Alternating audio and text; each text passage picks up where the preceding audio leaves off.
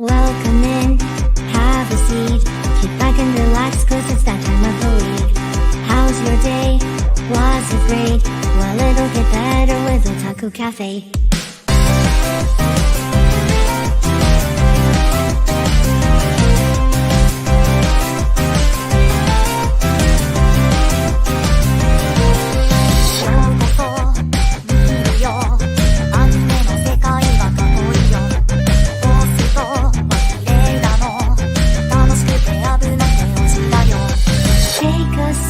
Nostalgia, let the memories bloom.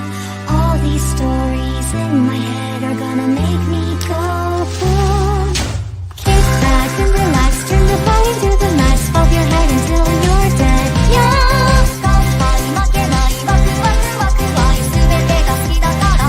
Yeah! Kick back and relax, turn the volume to the max, bob your head until you're dead. Yeah!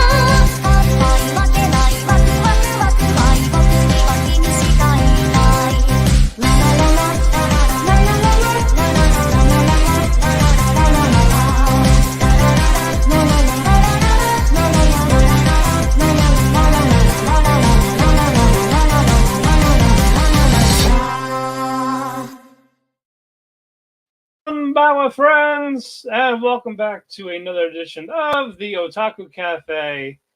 We're going to be talking about the entertainment industry as a whole in our main event once again, because this doesn't fucking stop. No, even as pissed as the title says. And then so much more being hosted on another platform. We'll get to that in a bit. I am Matt, your CEO and head chef, and to join me, my annoyed co-high, Ethan. What's the matter? Yeah, I look forward to this. I'm like, all right, I'm not doing shit anymore. No, so Angel in our group always says, why don't you all go get your food? Because I spend an arm and a leg multiple times a week on fucking DoorDash because I'm a lazy fuck, right? Right. And so I had to go out, get a new vape, and I'm like, I'm already out. I'm not gonna go home and then order DoorDash. I'm already out in my car. Let's drive to Burger King. I'm in the mood for Burger King, and I don't want a lot from Burger King, right? I have the app comes with a free fry with purchase. I'm like, okay, great. And then I'm like, all right, well, let me get 2 plain double cheeseburgers. And I go to I asked the guy, I'm like, yeah, let me get 2 plain double cheeseburgers, only cheese, right? All I want, right? Yeah. And he's like, okay, no problem. He's like, anything else? And I was like, yeah, let me get a medium Coke. And he's like, we don't have Coke. And I'm like, I should be doing this in a Spanish accent because the fucking guy is Spanish. And I was like, you have Coke? I was like, what do you got? He's got everything under the sun. And I was like, I haven't had orange high C in a while. And orange high C is good high C. So I'm like, let me get an orange high C. Okay, no problem. He's like, what size? And I say medium. I'm like, okay. So pull up, give him the card. Gives me my card. He gives me a drink and he upgrades me to a large drink from a medium. And I'm like, oh, that's nice of him. All right. Yeah, things are looking good, right? So I wait a little bit. I get my food. I'm like, great. And I'm like, I'm starving. So, and I'm the type, I always eat my French fries before I eat my burger. So I'm driving. I put on some Jim Cornette.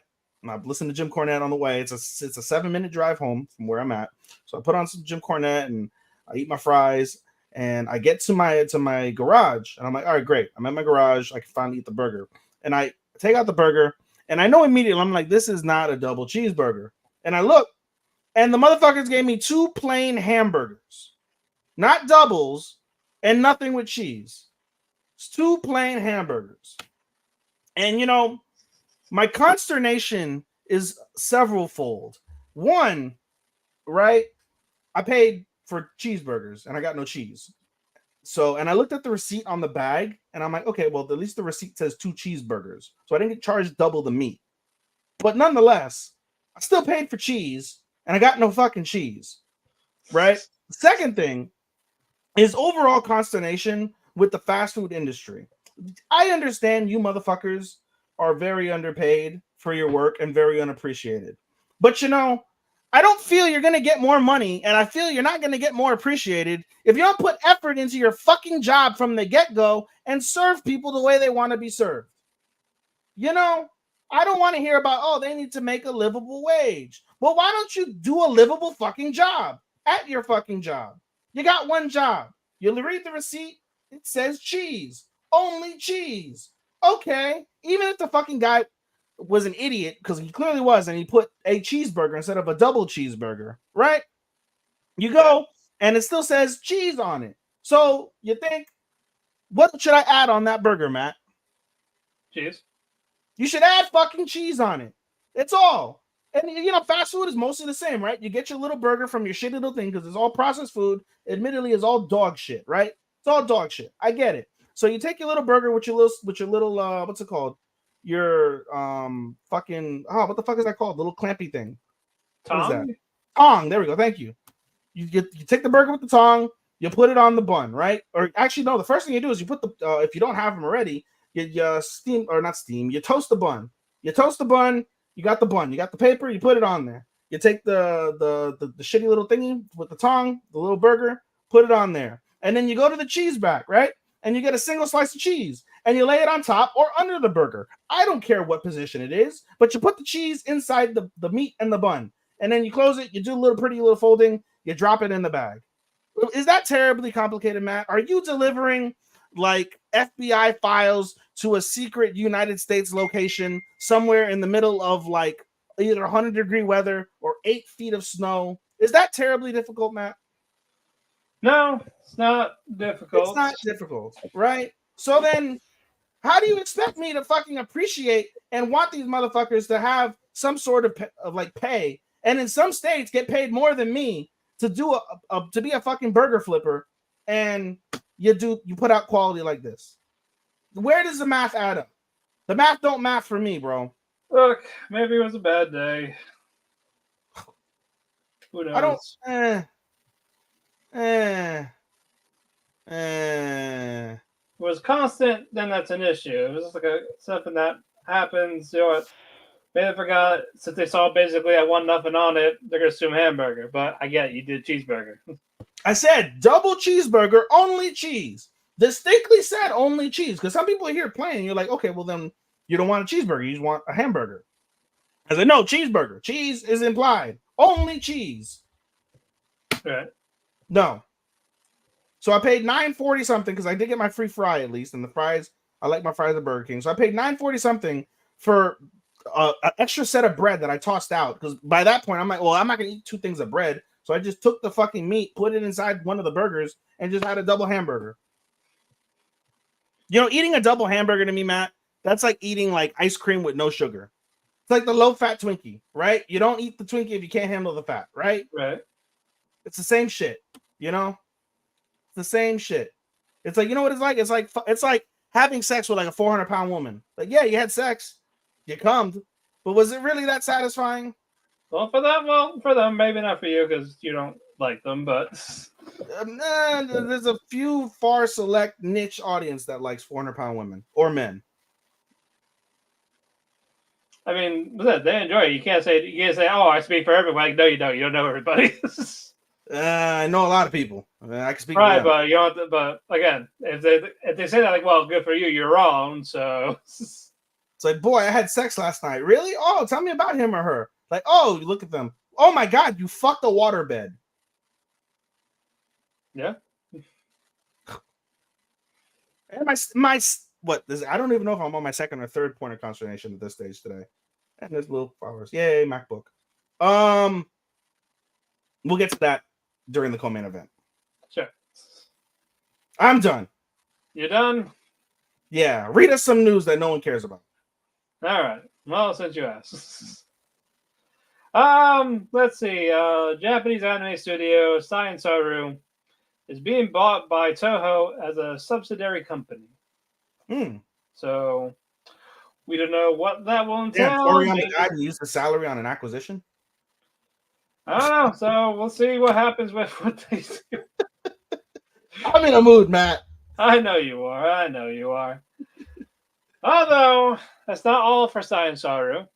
Turns out they're making a new Ghost in the Shell series on top of that. Oh. So nice. So that will Ghost come in the out. Shell is really hard to stream. I've always wanted to see Ghost in the Shell, but unless you go down the pirate life or you spend like buku amounts of money on like the Blu-ray, you ain't really gonna see it. Yeah. That's unfortunate. I hear a lot of great things about Ghost in the Shell. It is. Yeah, that will come out in 2026.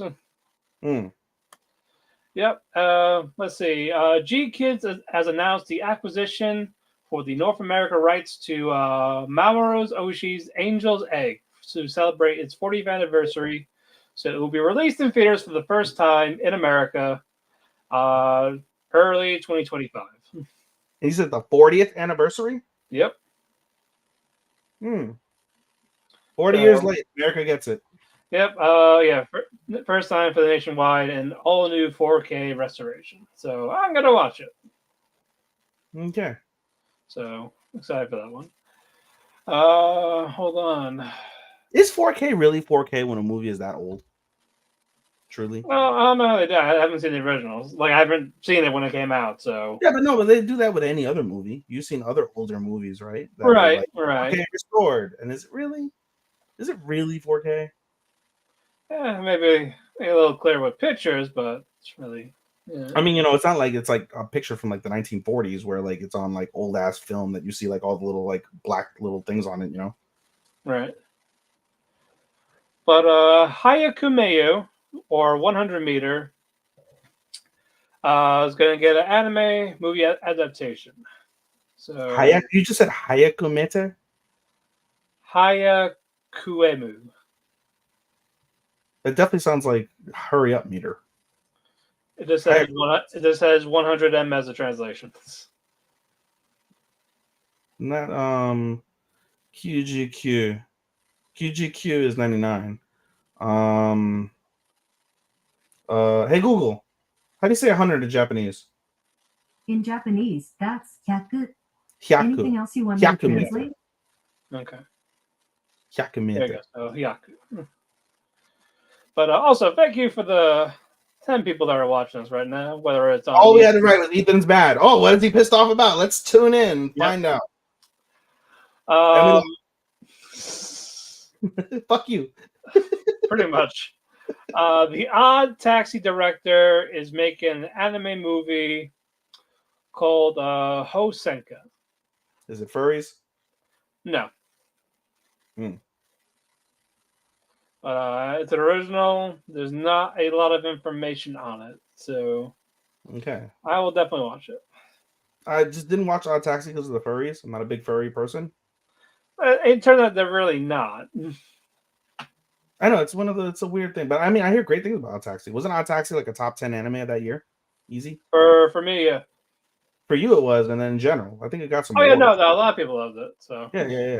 So let's see. The Summer Hikaru Died horror manga is getting an anime adaptation. Oh, no release date for that one yet, but I might add it. Depends on when it comes out. I wonder if it's the same summer that Homegirl died in Summertime Rendering. No, different ones. Different summer. Okay. Different summer. Let's see what else. Mashal anime sequel officially announced, so I cannot wait for that. Season 3. Mm-hmm. Okay. Then it's not sequel, is it not? Anime sequel announced. A sequel means like the second part, does it not? Unless last season was season 1's part 1 and part 2, and this is season 2. I don't know. You watched Mashal before I did, sir. Yeah, but they didn't say like season 1, season 2, but let's see. We'll figure it out. But the next arc is being animated. Fantastic. Yeah. The manga Sakamoto Days is getting a TV anime for 2025. Apparently, that is a big one. I will probably watch it. Comedy, right? Yeah, it's an action comedy. So okay, that sounds up our alley. Yeah, hopefully, it's better than The Fable. Yes. But from what I've been hearing about it, it is. So good on that. Let's see what else we got. We already talked about you. Me? Yes, you. Voice actress Mai Fuchigami announces marriage. So, congrats to her. She voices certain Magical Index series, the Girls in Panzer series. How dare you betray your fans who thought you were innocent and pure? Yes, and would save yourself for them. How dare you? How dare you, indeed. Oh, fucking. Visual Anime 99 get the TV anime. Visual Anime 99. Like the number 9 and the word 9. Okay. Any description? Yes, the scene. Shiro Mitsugawa, a run-of-the-mill college town that has launched several failed attempts to drum up tourism and revitalize itself, including sponsoring a high school budget but poorly written anime based on local folklore. A storm is about to descend on this sleepy town. We follow Kakeru Mimi, a man who can be a bit curt at times, but who has a strong sense of responsibility and a kind heart. Kakeru's ordinary life is thrown into chaos after the local shrine's sacred relic shatters. In the wake of this event, several young men and women awaken to supernatural abilities. What was once a run-of-the-mill life in a run-of-the-mill town soon turns into a quest to track down a superpowered serial killer before they can strike again. It's not the worst premise. Nope, so I might watch it. We'll see. There's no release date yet. Just the announcement trailer. We'll put it in the maybe pile. We'll put it in the maybe pile until more info comes out. And that will be about it. Wonderful. You can keep talking, Matt. I keep talking. No, it's your time for some reviews. I have 6 reviews. You do? Yes, I always do. Well, anyway. So then you keep talking because you have 4. Sure, I guess. Why not? All right. Let's do Girls Band Cry. All right. Picked up where we left off, Momoka is pissed at Nina for announcing that she is dropping out of school to focus more on the band. Basically, you're naive, you are stupid, face reality. Even though there's a flashback of Momoka doing the exact same thing with her old bandmates. So she basically just want to do the same mistake she did. All right, cool. Great. Why not? Go to school, kids. So, as usual, Nina and Momoka, they argue. They argue about the whole thing. Yep. And it's the usual Nina telling Momoka, why aren't you pissed off about Diamond's Dust basically leaving you in the dirt? You should be mad. Let it out. Instead of saying it's not a big deal. And basically he said, hey, Nina, why don't you mind your fucking business? So, they fight. Nothing gets done. Looks like Momoka was about to hit her, but she didn't. So, there's tension everywhere. People get dropped off, but Subaru follows Momoka home. Tries to talk to her, tries to calm her down. Tomo and Rupa, they tell Nina, hey, fix your issue with your friend or we're leaving the band. Like, okay. She doesn't want to talk to me, but okay. All right. Nina, Momoka, they eventually start talking because Nina writes a letter to her family saying, hey, Dad, don't send me money anymore. I'm doing everything on my own. So I'm not going to school. I'm not fulfilling your obligation of why you give me money. I'll be fine. I'll get a job. Baito. Yep, so she gets a job. She works at the cafe that Rupa and Tomo work at. And Nina she doesn't want to talk to Momoko right now, but Momoko stops by at the cafe because she's ordering food. Why not? Because boundaries don't exist in many places in life. Well, she didn't know Nina was working there, so. Oh, you're working now. Well, don't fuck this up also. Also, we get a little bit of racism from one of the customers to Rupa. So, because I've called like a foreigner and all this. So, like, wow. Okay. Yay, racism. Yep. But Rupa just handles it like a pro while Nina was about to go yell at the customer, like, nope, it's okay. Do not do anything. Like, she's used to it. So, fuck that. I'm sorry I accidentally spilled your drink on you. My apologies. I'm so sorry. But basically, that's what she should have fucking done. I was like, no, we ain't doing this shit. Sure. Like, oh, I'm sorry. I didn't mean to pour hot coffee on your lap. I didn't mean to sterilize you, you fucking bitch. Anyway. But what you call it, Momoka finally tells Nina, I'm like, hey, you know what? You're right. I should be upset because basically I learned the fact that you'll get fans when you do original content, but the mainstream does not care. The main goal is to make money. Sounds like If wrestling. it- yeah.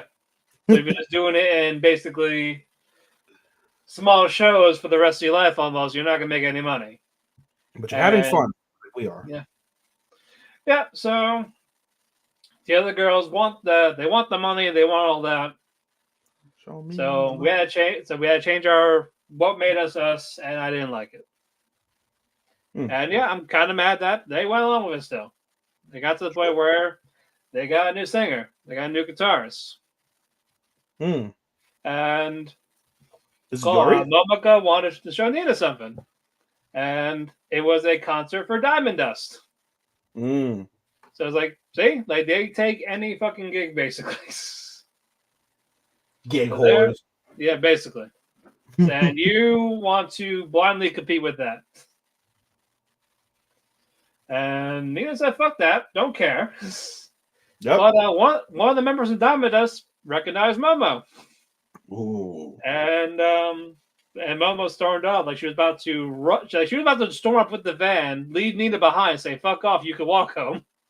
But Nina just jumped in the middle of the van. So Momo swerved when she drives. She was doing the swerve dance. Got out of the car, yelled, and led to Nina slapping Momo across the face. Oh, cat fight. Like, snap out of it, basically. I'm waiting for And Stardom of to have course, a fucking gun. Diamond Dust came out like, oh, I know I recognize you. I see you, Momo. I heard you were starting a band. Like, hey, that's pretty cool. Yeah, super. Stardom needs a girl named Nina, so that way they can slap Momo. What's an option? Exactly. There you go. Nina and Let's get Izumi to do it. She'll just call him Grandma. She'll call him Grandma Face. There you go. There you go. And then with Momo, she's like, you know what? Yeah, I'm in a band. And guess what? We're going to beat you fuckers. Because you know what? Your new music, it's fucking shit. You can take that guitar neck, shove it up your ass. Yeah, and flip them off. Oh. And fucking Nina did her little picky fuck you face. Like, what's this? Declaration of war, bitch. Wow. Yep. And then Momo and Nina, they get in the car. Nina's happy to see Momo like finally express herself. Says she loves her. Her confession of love, like because she loves her music and everything. This made Momo cry. Everyone's happy. Basically, it's time to get to work. It's time to do what AEW fails to do. Work the grind. Oh my god. Oh my god. No grinding for that. But great episode. Wonderful. Moving on, train to the end of the world. We finally see Yuka. Finally. And we find out that she's basically held prisoner in this weird town. No, in the weird town, in the weird world, on the weird Ikebaro. Yeah, because again, she is the one that started this, that pushed the button to start 7G. And our main baddie, let me get that bloke's name real quick. That bloke. What? That bloke. Pontaru. Because he's the one, Pontaru, yep. Because he started 7G, and the reason why he keeps her there, you know, her memories are kind of gone, because he doesn't want to admit that he is to blame for this. Like, he's like, what? This is fine. Everything's fine. Everything's great. Okay, Cody. Basically, like don't nobody question anything. 2016 Cody. Okay. Basically. Or it's 18. No, 2018. Yeah. Like, because fine. It's mine. Fine. Basically, 7G is great. What are you talking about? Zombies, they're harmless. Zombies, mushrooms. Ass mushrooms? Yeah, ass mushrooms, itchiness everywhere. One that shows you trauma of your regrets. Pantsu zombies? Love exactly. them. Yep. So, it's all fine. So, with Yuka, she doesn't remember anything. And she's always accompanied by this big, bulky bodyguard guy who she has named Pochi, which is the dog, which is the dog that's in the train with the group. Like, you remind me of Pochi. I'm going to call you Pochi. Pochi the dog. Pochi the dog. And with Ikebaro, it's like all topsy-turvy and everything. It's like, what the fuck? And the people that try to question it, got erased. Oh, Got, Thanos. yes, They got Thanos. yes, because apparently Yuka, she can control like everything. You don't say. Yes, but again, no memories of anything. Huh. So who did that? We go to the train with the girls. They see the old swan hermit who is still on this swan boat. His boat was like flooding with a giant waterfall, like going around, spinning around, it's like a water slide basically. It's like wee. Whee! Yep. So they reel him in. He's like, oh yeah, by the way, your math fucking sucks. Like, what do you mean? You just drew stuff. Like, oh yeah, see, this is where this is. This is where you're going. This is what's there. So see, you saw the mushrooms, you saw the zombies, you saw the fucking toy soldier towns. I revamped it for you. I redrew some stuff. You're fine. Worst trip ever. It is. It's definitely the worst. This is a JoJo for girls. It's a JoJo for girls. Is this without the over the top antics? But no, it's kind of over the top. So Is it Jolene? yes, it's Jolene. Yes, It's Jolene. Okay. yep. So it's like, hey, so you sure you want to keep going? So they're going to keep going. And we go back to their hometown when Zenjiro, the one who had that fucking lobotomy, who only talks as himself for like 5 minutes. The teacher, well, sorry, not the teacher, the professor was trying to like basically translate what he is saying.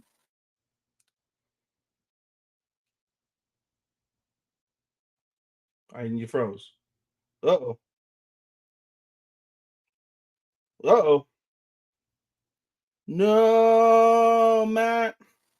No, I'm right here. You're back. Yep. Basically, the universe is going to end soon. No one knows when it's happening. It could be in a few days, a few years, 500 That is the years. worst trip ever. Let's go on a shrooms trip. Guess what happens when you come down? The end of the universe. So they don't know what's going to cause it. So it could be Yuka that causes it. No one knows. We're going to find out. On the next episode of Train Around. Exactly. Train to the end of the world. To the end of the world. Go, man.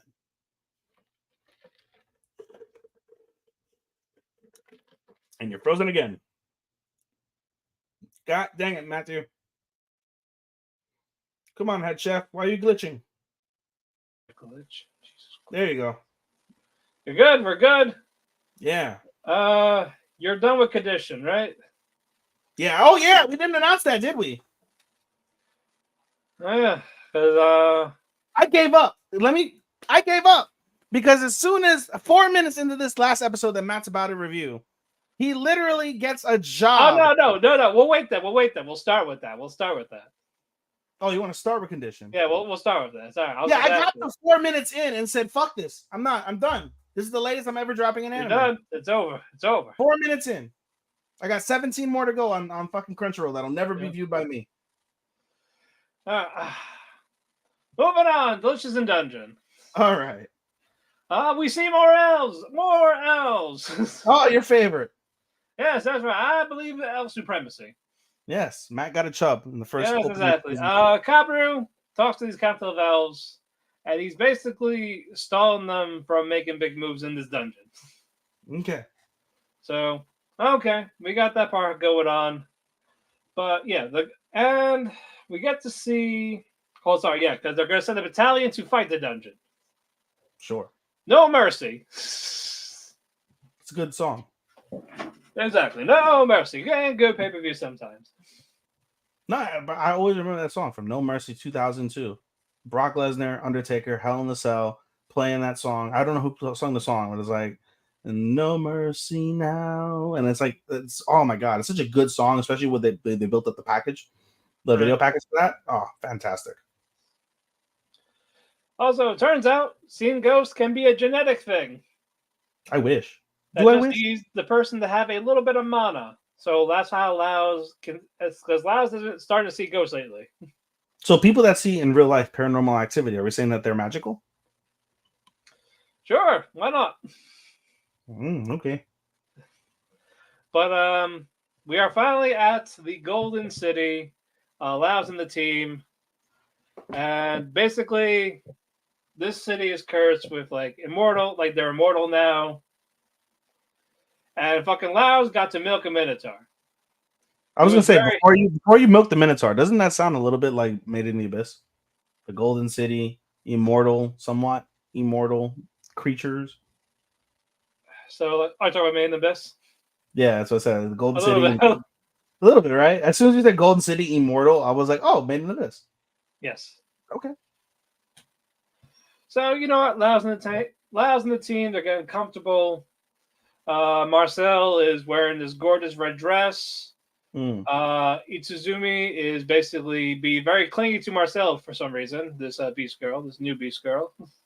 Mm. I don't know why, but whatever. Why not? Yeah, why not?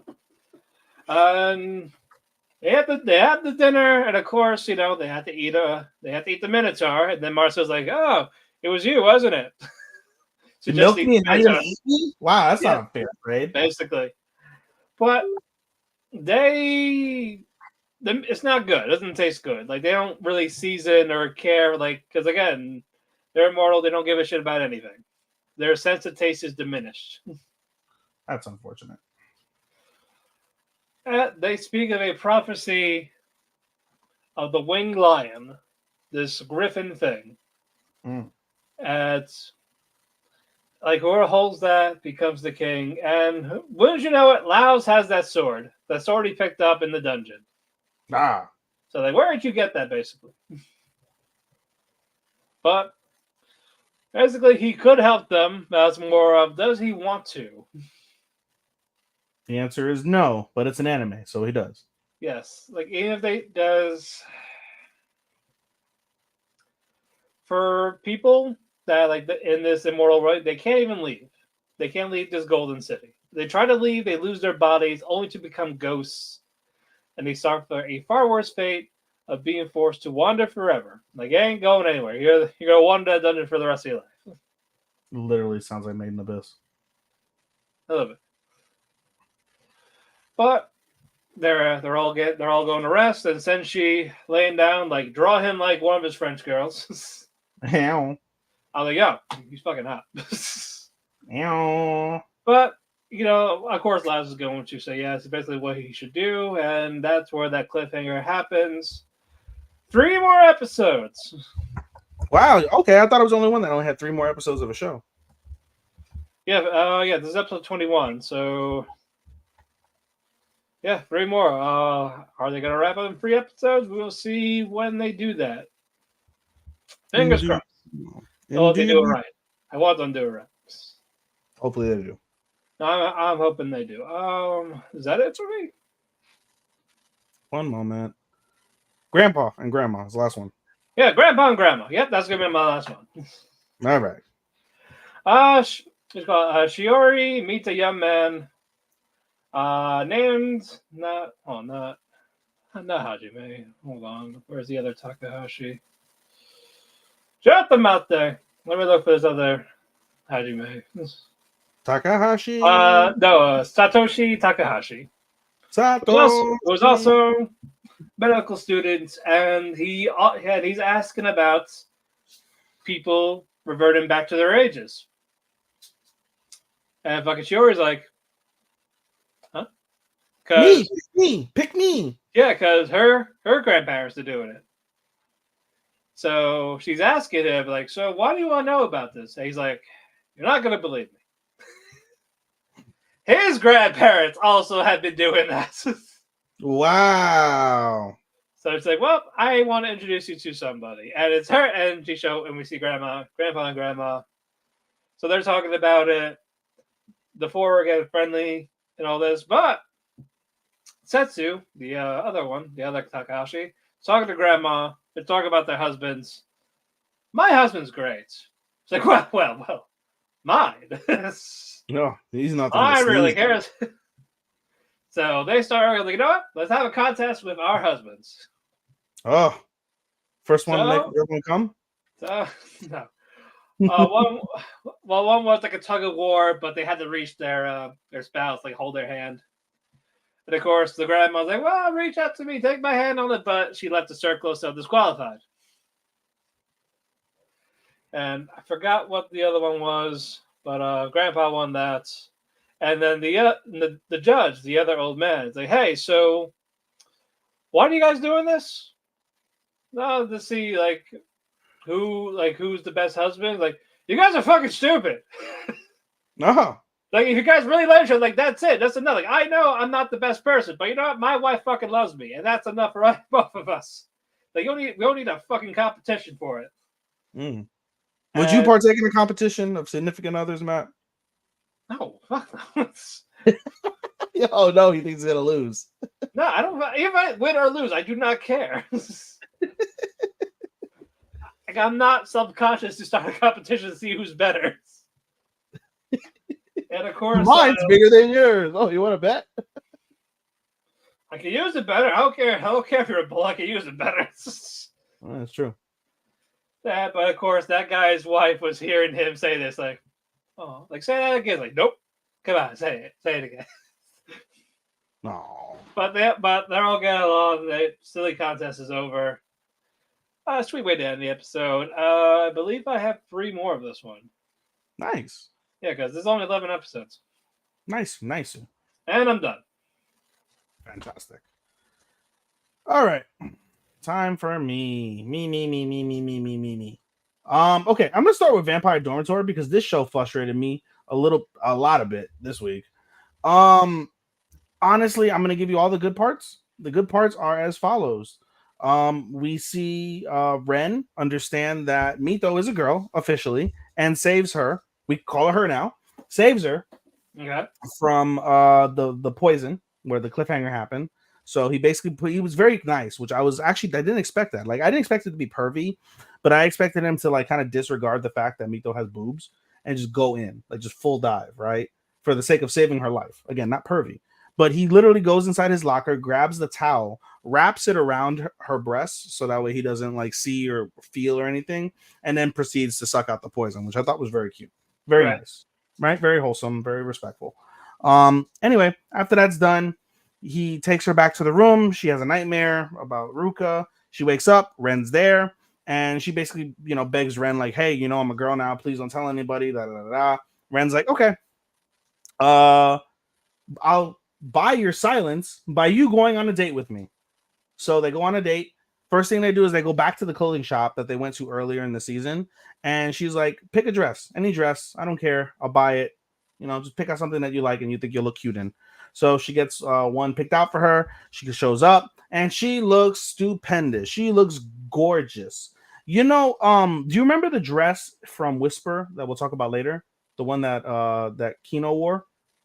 It was like burgundy with pink. Yeah. Literally, the dress looked just like that. Literally just like that. It was like it was literally a scenario of like, "Hey, can I copy your homework?" Sure, just change up the answers a little bit. But literally, that's what it looked like. But in any case, they go on a date, everything's well. Meanwhile, while this is happening, Ruka's still being antagonized by the vampires in the vampire world, and the baba of the vampire world comes with a mysterious little orb and says, "Hey, my fortunes have never been wrong.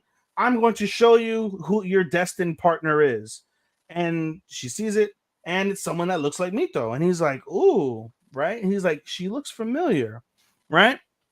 Yeah. And then the orb glows again and says, "You're destined to see them tonight in front of a pot or in front of a water fountain, right? There's a big old water fountain in the park. That's where you're going to see your destined partner. Go find your destined partner. Fuck her, be with her, love her. She's your partner." Okay, Ruka's like, whatever, I don't care. But he still goes anyway, for curiosity's sake, right? And so meanwhile, while this is happening, Ruka and Ren, they continue their date. Everything's going pretty well. And what's it called? They get separated, basically. And when they get separated, Ruka's there. Ruka meets Mito, and Ruka is an absolute idiot and doesn't realize it's Mito. He swears for half of this interaction, like, "I've met her somewhere. I know her. The comfortability feels right. She's just like Mito.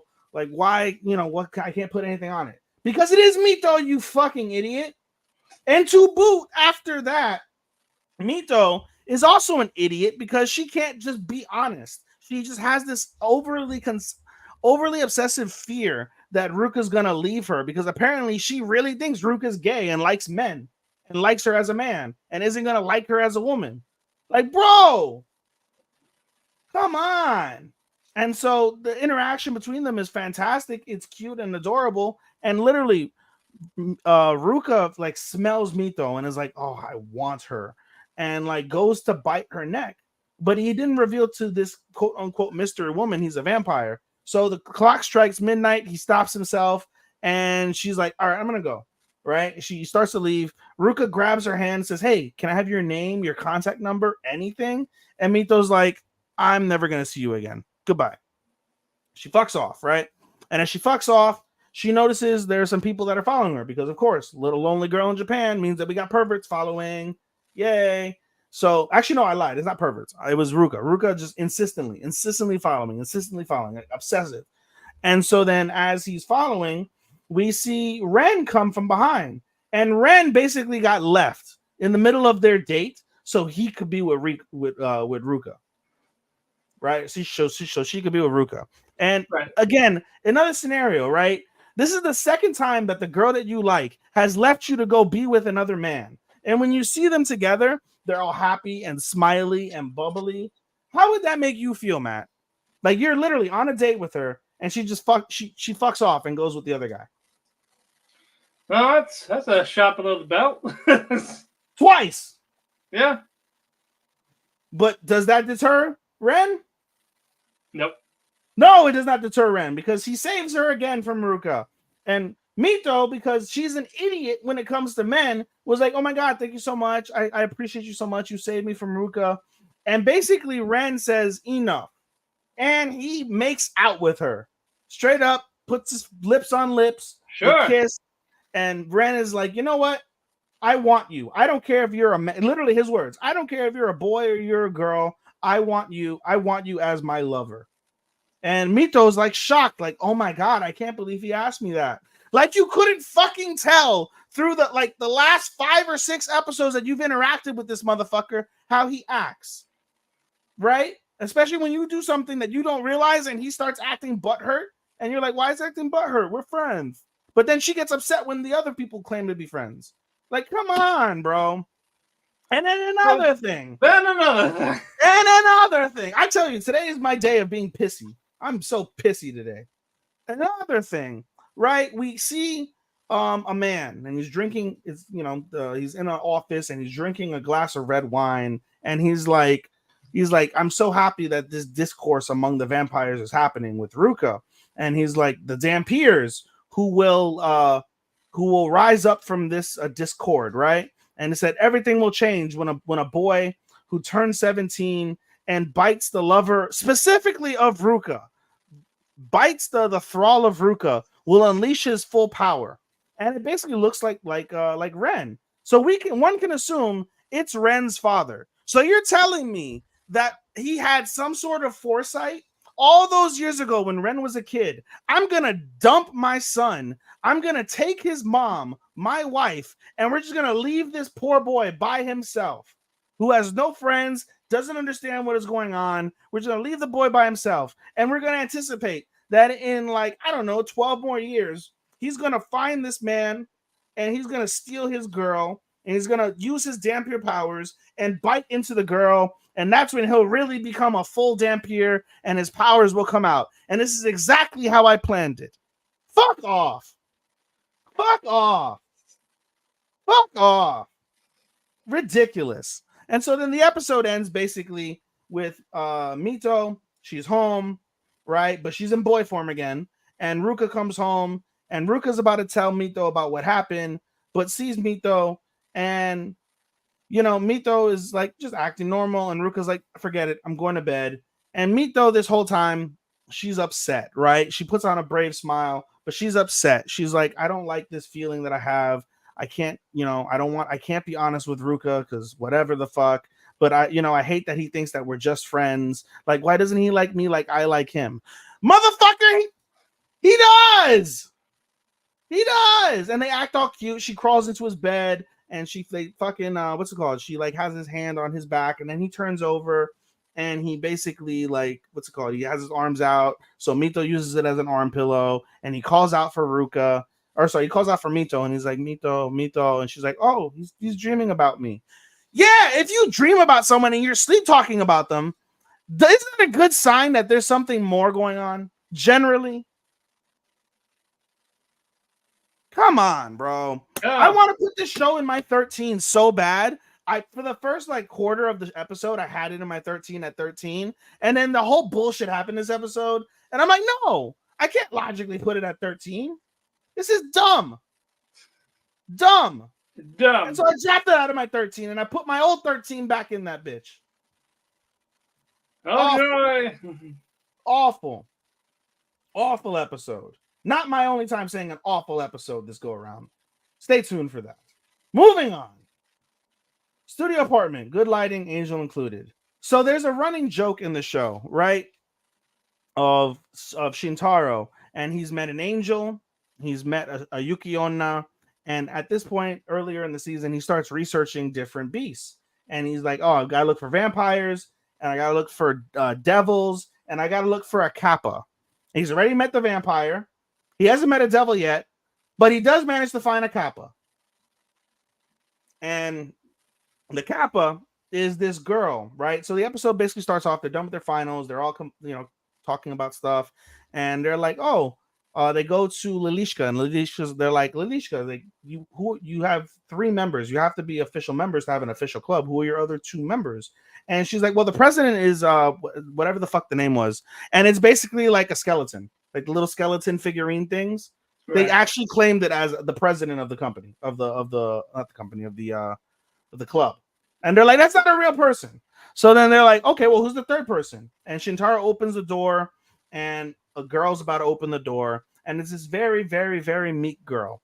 Her name's Hisui. She's very meek. She doesn't speak a lot, of course, because it's an ecchi. They got to get a little pantsu shot. She's got a nice white pantsu on, of course, nice white pantsu, and she freaks out because, of course, she's never spoke to boys. So she's like, I don't know how to interact with boys. So she starts freaking out, right? And the whole time, basically, kind of focus on Shintaro trying to get her to open up. And he's really trying, and he doesn't want to force her hand, or he doesn't want to be like, really aggressive with it. But he's just trying to be friendly with Hisui. And Hisui herself is trying to like explain something to Shintaro, but she can't get the words out.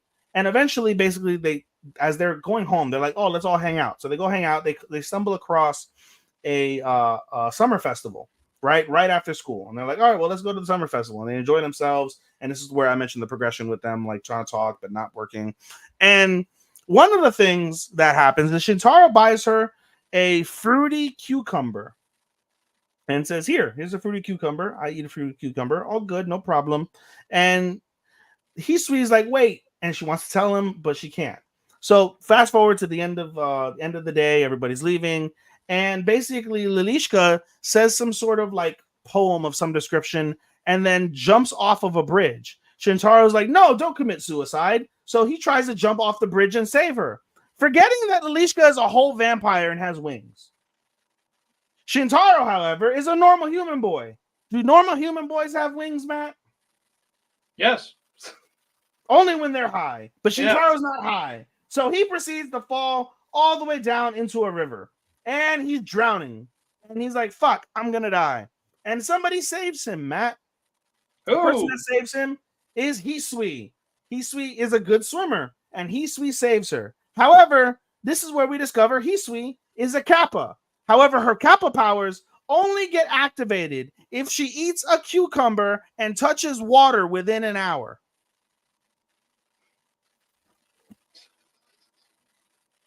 That's fucking stupid. And the episode ends with basically Hisui's like, she's upset. She's, her powers are like known now, but she doesn't know everybody else's powers except for Lilishka's. And she basically is like upset, and it's up to Noelle, who's with them as part of this. Noelle was like, listen, no one's going to tell you a secret. Believe it or not, you're in great company. We all have similar powers. You're good. No one's going to say anything. And then to that point, Shintaro says, hey, there's one more person I want you to meet. And so he calls Toa. Toa's like all excited. She gets to meet a kappa. Her wings are all flying. Hisui's shocked because there's a little angel in front of her. And that's how the episode ends. That last part, I didn't mind that she's a kappa because it fits the description of the show. But realistically speaking, the whole like she needs to eat a cucumber and then interact with water in an hour to become a kappa. That's dumb. That's dumb. Moving on. Unnamed Memory. You know, I liked Unnamed Memory this whole season. Today or this last week that happened yesterday was kind of a letdown. Not gonna lie. It was kind of just it was a mid episode. It was all right. And basically we see what's her face? Damn, I'm forgetting her name. What the fuck is her name? I forgot her name now. Tinasha. There we go. Right. We see Tinasha, and she's packing up her stuff from her country. Her and Oscar are going to travel back to the kingdom, right? And as she's packing up the stuff, she looks and she finds a blue ball with runes. Keep in mind, earlier in the season, there was a whole rigmarole involving Oscar's maid, who was a mage from Curskill, and basically was looking for that in the castle. And you have the blue stone with runes on it. And Tinasha's like, I've seen this before. I just don't know where. Oh, well, I'll put it in my bag and bring it back. Whatever. Makes nothing of it. And there's nothing really to be had from it. So I imagine this is where the season climax is going to be, involving those two stones, because now they're together in the castle. So I imagine they're going to do something with that. But for now, just a little bit of foreshadowing. The rest of the episode sees them traveling, and they come across a peculiar woman as they're about to leave. And the woman basically had her husband murdered in front of her, and now she's really depressed, and she only hangs out with children. And I do want to back up for a second because I died laughing. I think I posted it. I don't know if you saw it or reacted to it, but I did die laughing. The woman is telling a story to a group of kids, right? And the beginning of the story is as follows. There was once a time when our homeland was nothing but grassland, and there was a beautiful young woman who lived in the land. The beautiful young woman had a bunch of men who wanted to be her husband, but she chose none of the men who offered their courtship. And so then as she says this line, a little girl, she must be no more than 8 or 10 years old, says, I bet you there weren't any good men around. That's why she didn't like any of them. I just died laughing for some reason. That was one of those kids say the darndest things moments. So that caught me. The darndest things. They say the darndest things. But no, so that was cute. But nonetheless, as we fast forward, this woman does play a part in what's about to happen. As Tinasha and them are traveling, Tinasha, Oscar, and the company are traveling, they come across a group of bandits. And the group of bandits, they're threatening to kill them. Oscar, realistically, and Tinasha could kill them all, but they don't. They play around. They're just like, all right, well, what do you want? Right? And they're like, I want a woman from the village. I want the woman that I failed to kidnap, which is the woman who was talking the stories who had her husband killed. And so then they agree to a duel. And Oscar sets the rules. If you win, you take the woman. If I win, you can't come and invade our land and what's it called? And plunder and loot ever again. If you do, I'll kill you all. They're like, okay, no problem. So a little mini battle happens. Everything's all good. The woman is shocked, by the way. They actually do bring the woman as part of like the exchange. And she's shocked to be there. She's like freaking out, doesn't know what's going on. And eventually Oscar, he easily defeats the guy by chopping off his arm, right? And Tinasha's there. And by the way, Tinasha this whole time has been, because they can only share like one room. There's only one bed in one room, and they aren't going to sleep together as humans. So Tinasha turns herself into a cat. So this whole time she's in cat form, right? Right. Black cat form. She's cute, whatever, right? And so again, we see Tinasha, and Tinasha jumps on Oscar's arm as a cat. Oscar's like, hey, you want to reattach that guy's arm that I just cut off? Tinasha's like, no, fuck no. No, fuck no. I'm not going to reattach his arm. He's armless now. So then Oscar's like, okay, cool. Well, do you want to just at least stop his bleeding? And she's like, fine. And she stops the bleeding. But when she activates her magic, unbeknownst to everybody, there is a like little trigger. And we come to find out the story. And when they talk about the story a little bit before the battle, that basically this is supposed to be holy ground to those people's people. And there was a woman who was like, considered a foreign god that made her residence on this ground, hence why it's sacred. And we see the foreign god on the magic activation trigger. It causes a schism. Oscar and Tinasha both fall down into the schism, right? So they go into the schism, and they're like, all right, we got to figure out what's going on. And it's basically anti-magic. And they come to find out that this deity that actually showed up is a deity of anti-magic who Tinasha knows well. and it's kind of like an adversary, like a genuine adversary against Tinashe. But nonetheless, they try to figure out what's going on with the little deity, and the deity ends up possessing the woman. Right? She possesses the woman that we're talking about that's scared and whatever the case may be. So they have to fight the woman, right? But they don't want to kill the woman, right? That'd be bad. We don't want to kill her. And so basically Tinashe uses her powers while Oscar tries and fight the woman that's possessed and, distract her. Tinashe uses her powers and sucks the possession into her, right? And so then, but we're not done because now she's technically possessed. She just has enough magic to ward it off. So basically, she asks Oscar, like, hey, in order to kill the possession, you got to stab me. And she, like, rips open, like, her little shirt, and you see her, like, exposed belly. And she's like, stab me right here. Just do it. Just stab me, right? And Oscar's like, why is it every time something happens, you want me to kill you? And she's like, you'll be fine. I trust you. You're not going to kill me, right? But if I ever needed you to kill me, I trust you to do that. And he's like, fuck, all right, fine. So he stabs her in the chest. The possession is destroyed. And she sleeps for another couple days because whenever something crazy like this or traumatic happens, she sleeps. So she sleeps for another couple days, and they wake up, and everything's all hunky dory. They have their nice little moments, and all's well that ends well in that episode. So pretty mid, unfortunately, is what it is. Got a comment. Happy Wednesday! Hey everyone. Hello, Daniel. Happy Wednesday. Welcome. I'm sure you're here from WTN Network. Okay, nice. Yay! All right, moving on.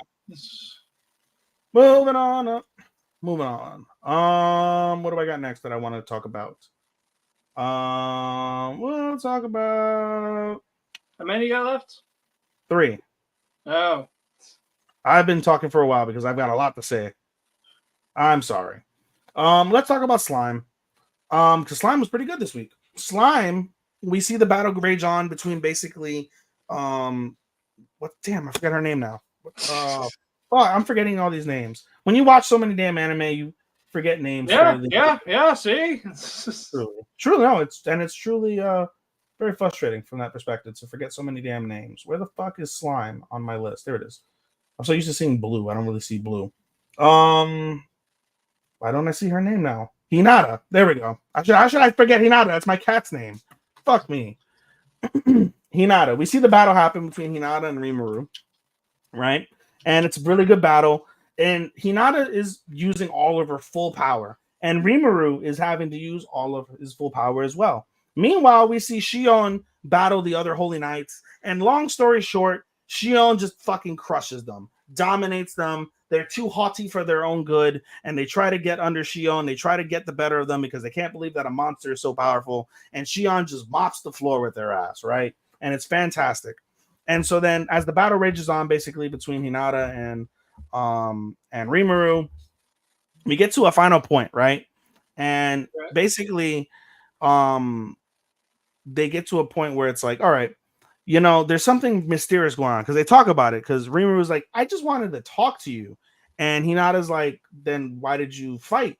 And she's like, well, why? I fought because you guys fought. And she's like, well, I didn't order them to fight. They came on their own accord. And I didn't want to fight. I wanted to talk to you. And she's like, well, didn't you get my message that I just wanted to talk? And they're like, the message said you wanted to fight. And they're like, oh, well, something clearly is fucking wrong over here. Something's definitely fucked up. But nonetheless, they're already in the middle of the battle. They can't just call it quits. So basically, they make a wager. Hinata's going to use her ultimate move, right? The absolute ultimate move. And if Hinata manages to fell Rimuru, then that they lose, and the monsters will be subjugated, basically. But if Rimuru withstands it, then the monsters win, and then so forth. The Holy Knights that are there, they will be subjugated, and then there'll be a conversation between Hinata and Rimuru. So everyone agrees. Hinata pulls her ultimate move out. It is badass as fuck. It is literally badass. Like, literally, you have Raphael. And one of the things I love about Rimuru's battles is because he has Raphael, who's basically like the Siri of him. Like, he lets her know, like, okay, like, hey, preemptive moves. Like, hey, do you want to trigger this so you can stop this? Whatever. And so she unleashes the ultimate move. It's so fast. Raphael is like, danger, cannot avoid, destruction, destruction. Use this move now, otherwise you'll die. And so giant explosion happens, and he manages to withstand the move, right? He falls on his butt, but he's not injured. And that's what counts, because he had to use, I think he had to use like the final form of gluttony to fucking absorb that move. And I don't know whether he still has it or not, because they said like you'll have to sacrifice gluttony for it. So he might have lost that power, which is actually a pretty significant power, that gluttony power. But nonetheless, that's to be determined, right? So everybody's good. You know, Hinata admits defeat. They have a little bit more conversation about things. And then all of a sudden, the holy sword that she was given by the 7 like deities or whatever the fuck their name is, those 7 like shady fucking saints, right? The sword that she was given starts shaking, and Raphael tells Rimuru like, hey, explosion incoming, please move, like move, get the fuck out the way. And the explosion is basically a giant like fucking laser beam. Giant laser beam. And the episode ends with Hinata pushing Rimuru out the way and eating the laser beam to the fucking heart. Crazy. And before she does that, she's like, those damn saints, they want to go through these levels to try and get rid of Rimuru. Like, it's fucked up. And then she does the fucking sacrifice. She literally sacrificed herself for Rimuru because she understood the assignment, basically. So that was pretty fucking wicked from that piece. All right, moving on. 2 more. I'll try and keep these as short as I can. We're going to go with Tsukimichi. Tsukimichi was relatively solid. Long story short, we see Shion. Not Shion. No, it is Shion. Yeah, Shion easily dispatches of all the enemies. All of Makoto's forces easily dispatch of the demon forces. No problem. 1, 2, 3. We're all good. And Shion, I love it. Shion's like, I guess this is as good a time as ever to establish a border. So she takes her katana, swings it in the air, like downwards, like just a swipe, and literally chasms the earth around her and makes like the equivalent of the Great Wall of China of a chasm, and says like, okay, border's made, just like that, just like nothing. So that was humorous. Meanwhile, while this is happening, we see a lot of, I believe her name is like Sophia or some shit. Let me look it up really quick. She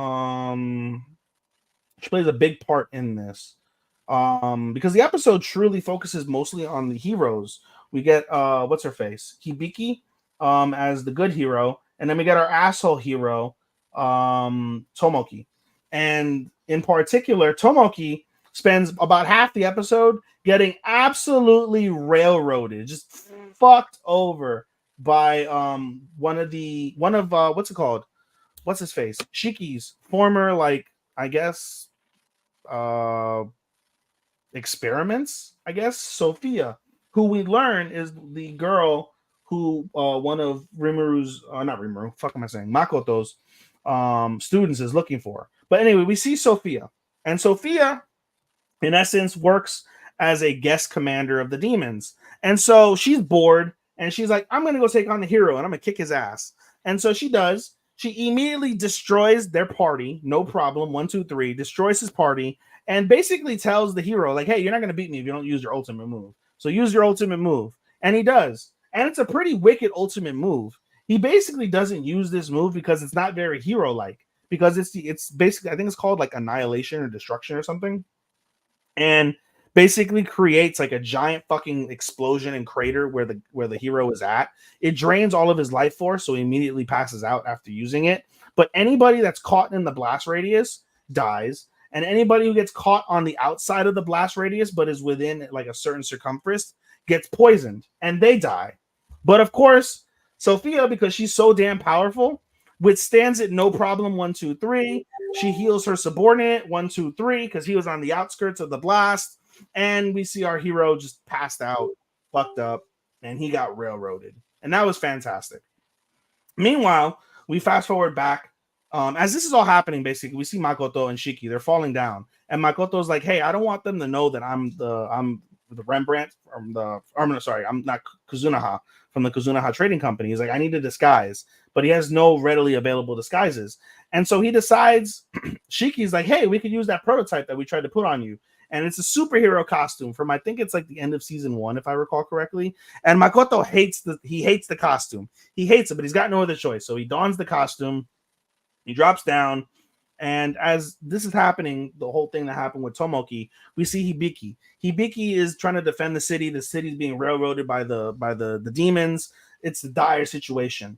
And as they're trying to plan their escape out, because there's nothing they can really do, we see the commander of the demons bust through the throne wall. And this is the same commander that killed Hibiki's best friend earlier on in Core 1 of Season 2. And so Hibiki is pissed off, wants to fight it, but she's no match. She is no match for this demon. The demon kicks her ass. The demon's about to kill her. And the episode ends with Makoto coming in from the sky, saving Hibiki. And then when he looks at Hibiki, he realizes, he's like, holy shit, because that's a senpai. He's like, Otonashi senpai is the hero of this land. What the fuck is going on? So now he starts to have, you know, like attachment, because he knows the hero in real life, but the hero doesn't know it's him. So that's more to be had from that piece, as Makoto is basically going to go against the commander, who I believe his name is Ai or Ao or Oi, something like that. Oi. Right. And there's one part that I did miss before I move on from Tsukimichi. We see Mio. Mio is having a rough time with the demon commander that she's fighting against, because she's being stubborn. The demon commander has a power to deflect all attacks against him, but she basically says, I'm going to kill you using the memories from my master. Keep in mind, the master's from the from the world, from Earth. And so she's like, I'm going to use my ultimate powers, Smith and Wesson. And she basically creates fucking magic bullets and is trying to shoot this fucking guy, even though like they're getting deflected, and she's shooting herself basically. So they're like, bro, if you just use your real powers, you'd be able to defeat the fucking guy. But she's like, no, I'm determined to use Smith and Wesson, Makoto's fucking ultimate moves. I'm like, bro, it's a gun. They don't got guns in this world. So that's fine. And then finally, last but not least, sorry for taking so long, Kaiju number 8. Kaiju number 8 was fucking amazing. It was amazing. Basically, we see the battle between, if I can pull up their names, give me a second. Where the fuck is Penis Wrinkle McGee over here? Who is it? Don't see him. Iharu. There we go. It's against Iharu and Ichikawa going against Kaiju number 9. And it's an incredible battle, basically. Like, it's absolutely, they both have to double team against him. They both get shot up really badly. Like, he's shooting these like fucking bullets at them, and they're just absolutely shredding these guys. But they manage to, like, you know, do what they can, but it's not enough. And then over the radio, as this is happening, they're like, hey, we lost connection, we lost vital signs. We see Kafka, and Kafka's like, all right, cool.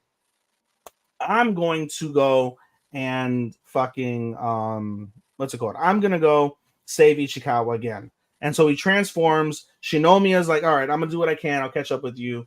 And she's still amazed that he's still a fucking, like, a good kaiju.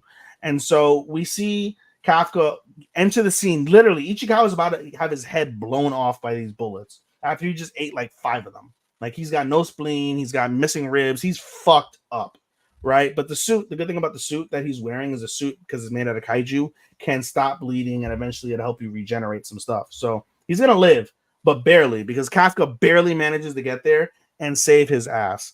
And basically, as the reports are coming in that, hey, there's a humanoid kaiju like in this area, everybody's trying to rush toward it.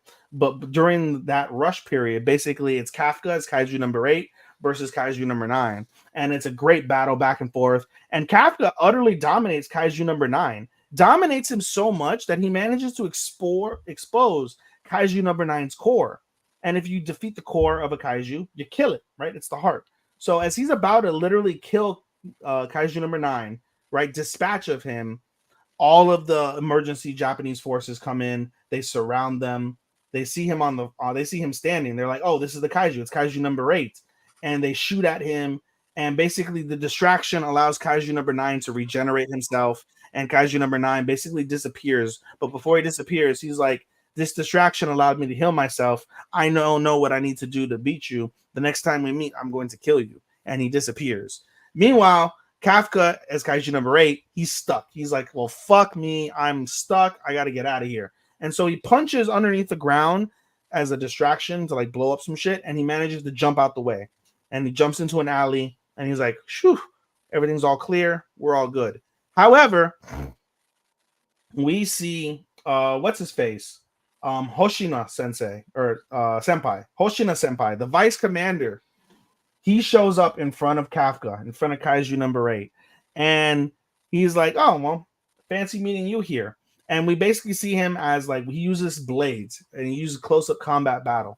And Kafka, as a Kaiju, is barely escaping these things. And basically, the end of the episode sees him, like, he realizes after he had that conversation with him in the previous episode, where he mentioned that, what's her face? That Ashiro, she is good at long range killing of Kaiju, whereas Hoshino is good at short range and medium range killing of Kaiju. And he realizes this. He's like, fuck, I'm in for the battle of my life. And the episode ends with Hoshino basically asking headquarters, would you take the limiter off my suit? And they're like, okay, no problem.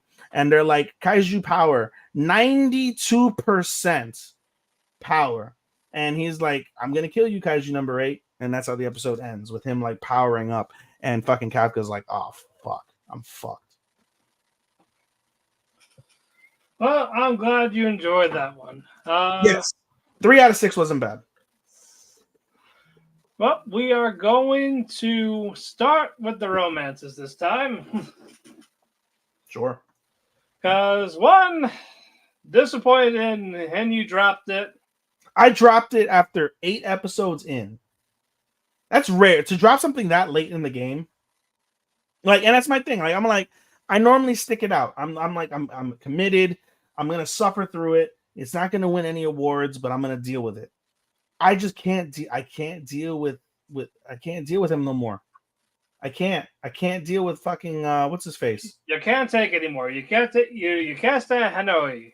I can't stand Hanoi. I cannot.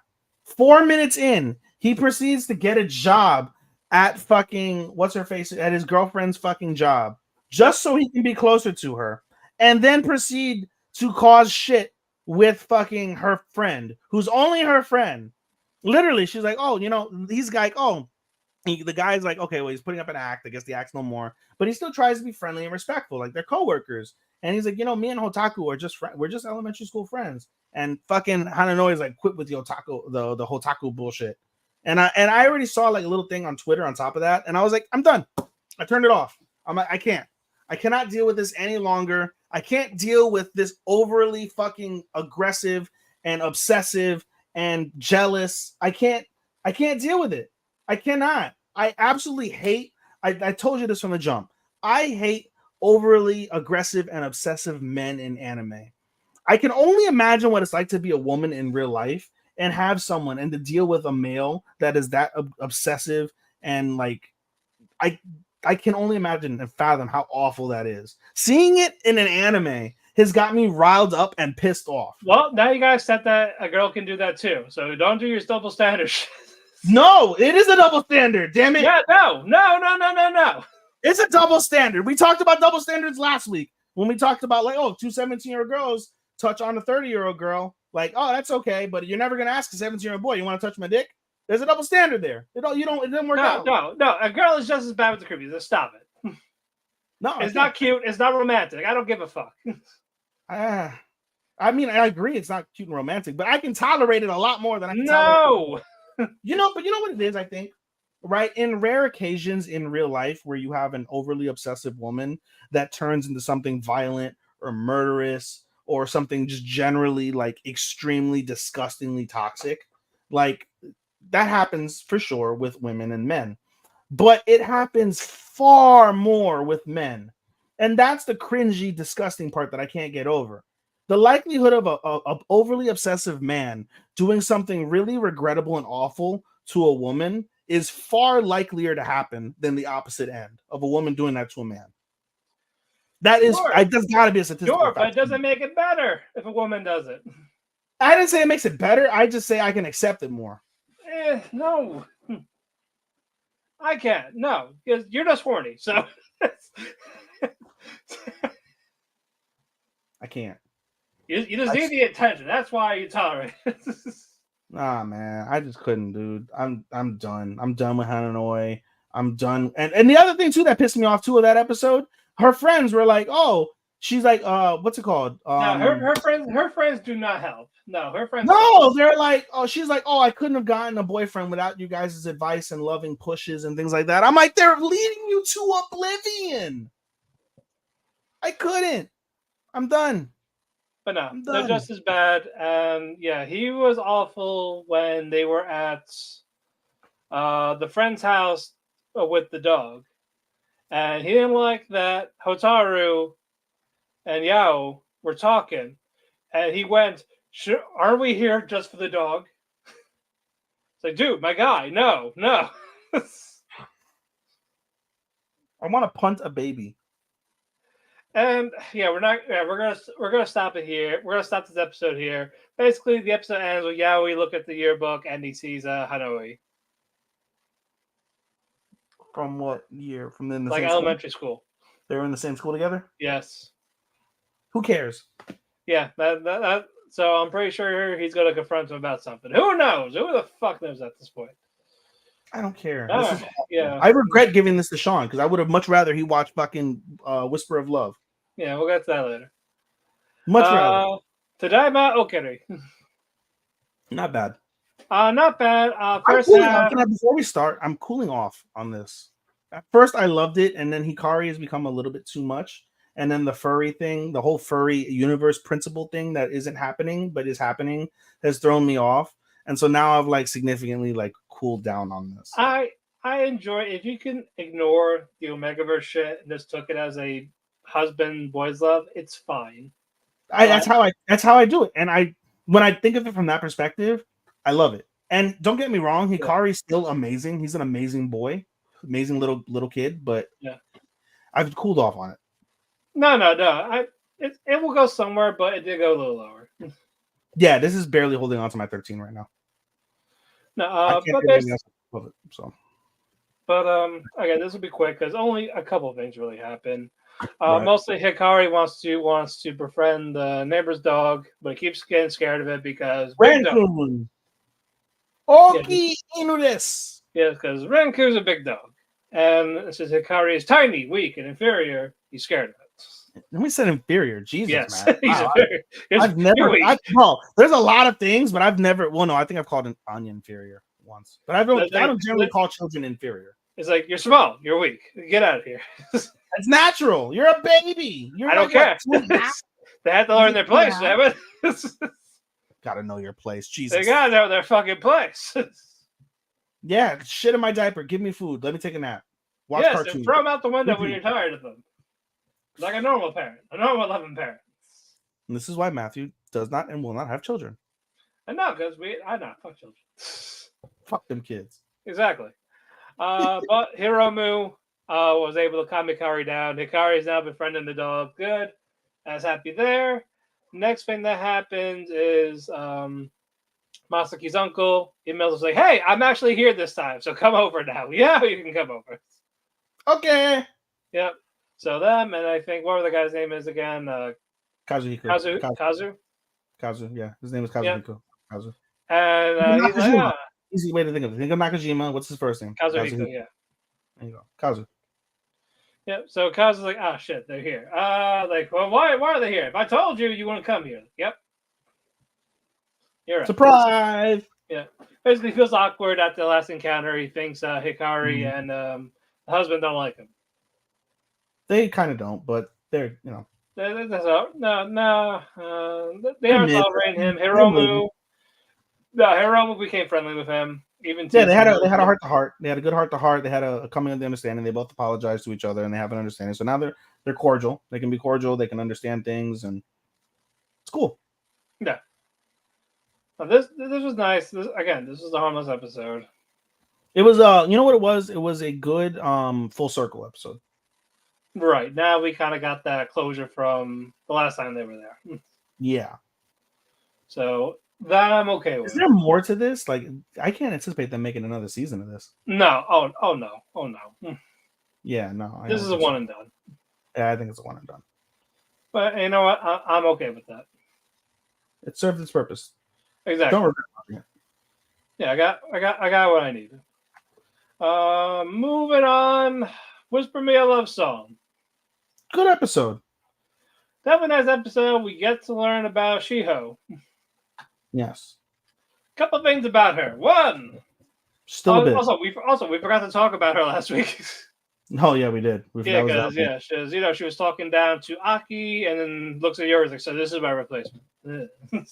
For real. Yeah. Turns out she was that missing member of the baking club. Yeah, she was. So Himari, Momoka, and Shiho, they're all Friendly. friendly. Yeah, and Momoka is a part of that band. Surprise! Cool. That was actually a legitimate shocker. Did not anticipate that. Yeah, she plays bass, right? Yes. Yes. Yes, she does. Yeah, and Himari's talking to Shiho. Shiho talks about she was a part of that band. Like, I was in a band once. Yeah. But you know what? I was not happy with their performances. Yep. Basically, I'm a perfectionist. I'm the second coming of Jimi Hendrix. I'm the second coming of Steven Tyler. Basically. But, yeah, it all boiled down to she didn't like how the way practice was going lately. They were all the same, and they were just content with it. So it could be better, but you guys just do not care. It's a hobby for you. Even there was even a slap going on. Yeah, Aki slapped the shit out of her. That was like, wow. But you have to preface that better because we get the true story really when it's all said and done from Aki and Yori. Because Yori basically tells Aki, like, hey, you busy tonight? Come over to my house. And a tiny piece of Aki is like, oh, is she gonna cheat on her with me? Please. But then again, I was more focused on the Shiho part, so no. I'm building up to the Shiho part. Basically, Yori confronts Aki and was like, all right, I can see what's going on. I don't want to be left out of the know. And if I'm really your best friend, like you say I am, then you can trust me. You can lean on me and tell me the truth, what's happening. And then we get the backstory, including the Aki slap. Yep. But yeah, she was also telling Himari this. Himari's like, you sing? It's like, well, my girlfriend. I don't even need to brag. Yeah. She can sing and make my legs quiver. Oh, you freshmen move so fast. Yes. I don't mean to brag, but I'm fucking the vocalist. I mean, not really Sing between my legs, if you know what I mean. Oh, scissor me, mommy. Oh, scissor me, mommy. Uttering sweet things down there, as she says. And then fucking Shio was like, I'm basically gonna win this bitch over. I can sing better than that. And she really can, I think. Yeah. Because we basically fast forward after these conversations. Yeah, basically the rest of this is just the tryouts for the thing. And the band, Yori's band and Aki's band, they do really well. Nothing bad happens. And Himari, she's in love. Everything is awesome. Like, this is great. And then the final band is Shiho's band. Yep. And Shiho sings a song that's basically, long story short, fuck the world. But her singing and the band's performances, immaculate. The drummer, beautiful. Momoka, fantastic. And then Shiho singing and doing her thing on the guitar too. Awesome. Mm-hmm. And you literally see everyone like dumbstruck at how incredible they are. But that's not where the episode ends, Matt. Yeah, because we weren't done, because Shiho wanted to double tap, rub salt on the wound, if you will. If you will. Goes to Aki, if you will. Goes to Aki and says, hey, when are you gonna confess to Yori? I know you. Nani? I know your secret. Go on. I think she's gonna blurt it out for them to hear.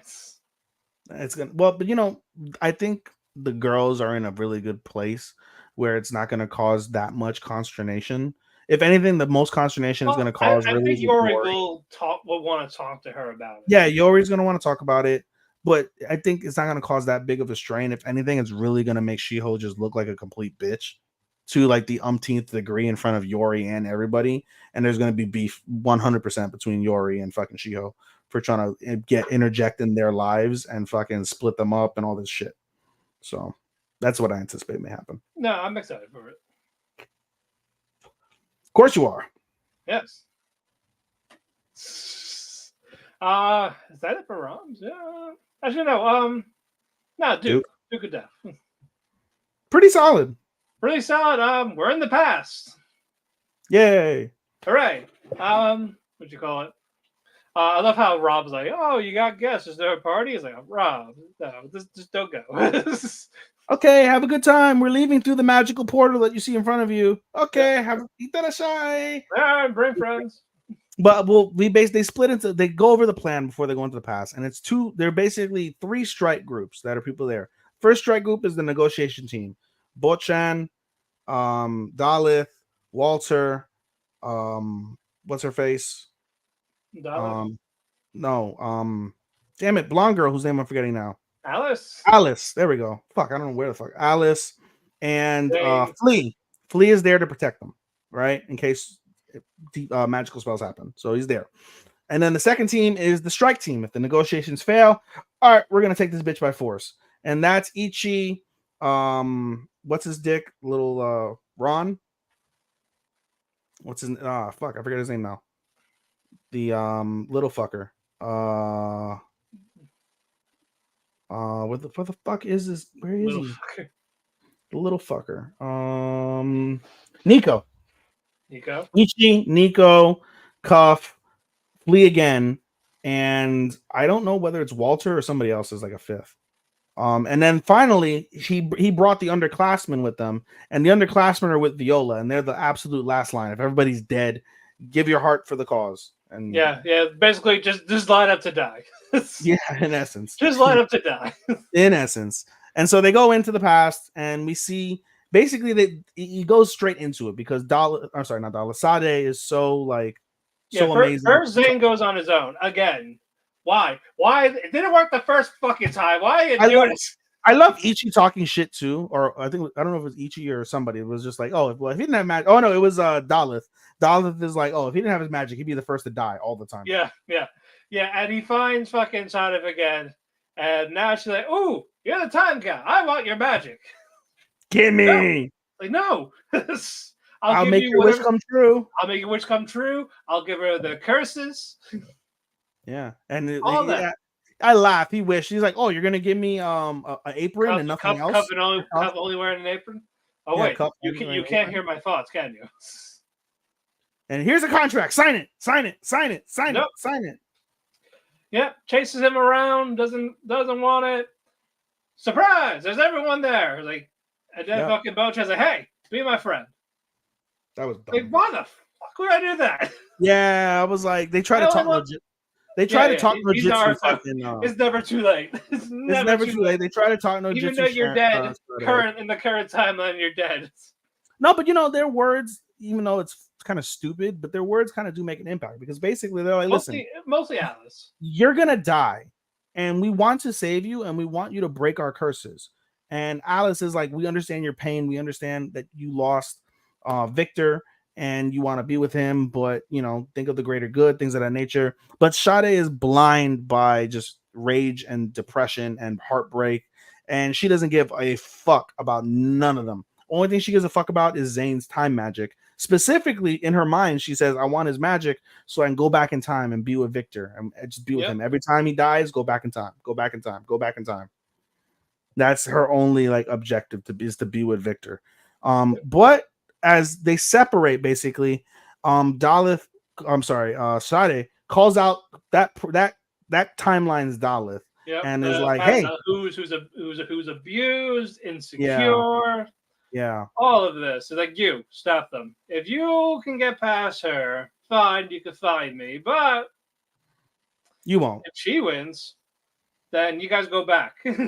Yeah, that's basically what Walter negotiated, because Walter steps up because she's like, all right, they try physical attacks, Flea deflects it because he's there to be the protector, basically. And so Walter steps up, was like, all right, Genjutsu me. And Walter's like, if you Genjutsu me and I persevere, you stop. We're going to go after Sade. If you win, we'll all go back and you'll never see us again. Okay. And she does the Genjutsu as his brother being tortured. He just enjoyed, like, yes. Yeah. Give me more. Give me more. Like, what? Like, what is with this man? Wrong with you? He's like, what the fuck is wrong with you? But then it starts going as he's about to get stabbed with a knife. He basically looks at Dalith in mass form and is just giving her like just heartfelt feelings. She's like, you want to know the truth about this Daleth? And he starts going off about this Daleth and basically says, like, I love her. I want to be with her. I want to marry her. This is what your future will be if you stop. And you see the insecure, hurt Daleth just bawling her eyes out. And in the real life, you see the current Daleth just so worried about Walter, hoping he makes it through, hoping he can deal with her magic. And he's crying, just crying on his face. And it's just streams of endless tears just running down Walter's face while he's in the midst of this battle. And while this is all happening, that's basically where the episode ends. But while this is all happening, Sade and Zane are talking. And Zane is really starting to try and get to Sade with his words, just throwing the truth, just constantly throwing the truth in her face. But in the same ilk, as long as he's trying to get her and it's working, Sade is also getting even more pissed. And the episode truly ends with them about to have like a magical face off between the two. Right. So. But no, good stuff. We'll definitely get something. I'm looking forward to the next episode. Indeed, sir. But moving on, let's go with My Hero. Solid. No, it was a decent episode. But after the last few, I was like, you know what, this is the calm down. It is. We see our old mechanic friend because Midoriya, Ida, people need suit upgrades. Yep. And of course, much like the last repairments, time, actually, not upgrades, repairments. Well, that too, but we'll get to it. But we picked up. Of course, it was a surprise from the last time where the door blew up. Mm-hmm. The girl has her tits in Midoriya's face. Love it. Yep, and he has this angry face of, you fucking thought. Who? Yep. It's like, all right, so yeah, we've been very busy. No, he wasn't angry. Hold on, Midoriya was not angry. Midoriya he had the anger face, like, yeah. No, he had embarrassed face because he had breasts in his face. Yeah, that was definitely an embarrassed face. He was not angry. He wants Ochaka's face. He wants Ochaka Oppai, yes. Yeah. But, anyway. they've been busy because all the support class has been working on the defenses for the school. Yep. Homegirl is so busy she doesn't even know that the outside world is just basically doesn't know what has been happening. Not a clue. And during that, Aoyama is in custody because the cops were like, fuck his plea. Yep. He's still a criminal, so we're going to treat him as such for right now. Yep. Even though Aizawa was like, I would not, even he said, I would not expel you. But we'll get to that later, but. Well, isn't he nice to be a nice little soul? I'm not, nor any of these people. Yeah, well, cops do not care. Like, nope. So we're just gonna take him. I would imagine in real life, like, sure, like you led to the deaths of a bunch of people, but we love you and appreciate you for who you are, and you're not really a bad guy, even though you did all of that, and you just get exonerated. Imagine how fucked up the world would be if that was the case. Oh God. But anyway. They asked for her help. Like, hey, can you do this? She's like, no. They just ignores them while she is working. Yep. Oh, by the way, here's this. It's weaker. It's frozen. Stuff face. It was equal parts funny as stupid. And does the same thing to Ida. And of course, they both fucking go back, scrunch face. Because the reason why is they both have prototypes, and she doesn't have the materials to create those exact prototypes or repair them. Right but she's like, these are good. No, they'll suffice. Better than nothing, right? Right. And of course, All Might and cops, anyone else, all the adults basically, try to figure out what to do now. Like, what is the next plan? Yep, we got to figure out what we're going to do with Star and Stripes sacrifice, basically. Yep, and basically they come to the realization that they have a week. Yeah. They have 1 week to basically find them. Get their affairs in order. Yep. And basically, full assault, we got to get everybody. Yep. Not just all for one, but Dabi, whatever villain is left, we got to get them all. We got to find a way to get them. Yeah. Insert areas, and then we'll finish them off. But the key is in that strategy meeting that they have, we have to keep them within 10 meters away from each other or more.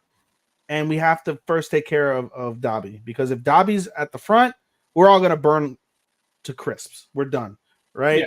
What is if Shigaraki and All for One are within 10 meters, then their consciousnesses align, their powers are greater, and then we're fucked anyway, regardless. So we got to keep them apart, take care of Dabi, and then we take care of everybody else. Yep. And the episode ends with Aizawa talking to Ayama to basically convince him to basically help. Yep. And he even says, look, this happened. You fucked up.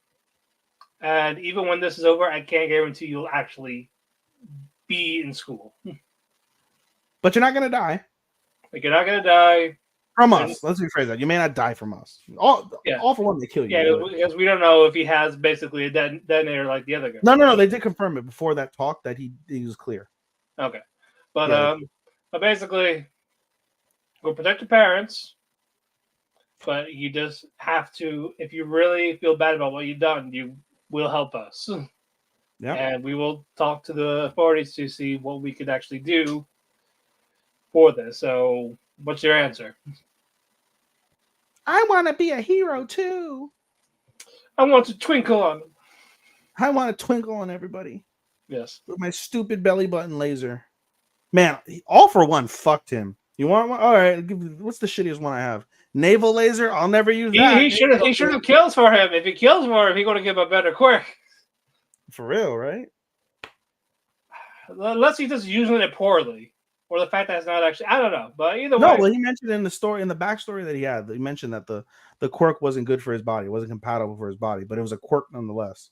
And so that's why he has to wear the giant chastity belt. What quirk will help you? When you really think about it, it's funny that he actually wears a chastity belt. And it's actually uglier than the one that fucking Elise wears, which we'll get to momentarily.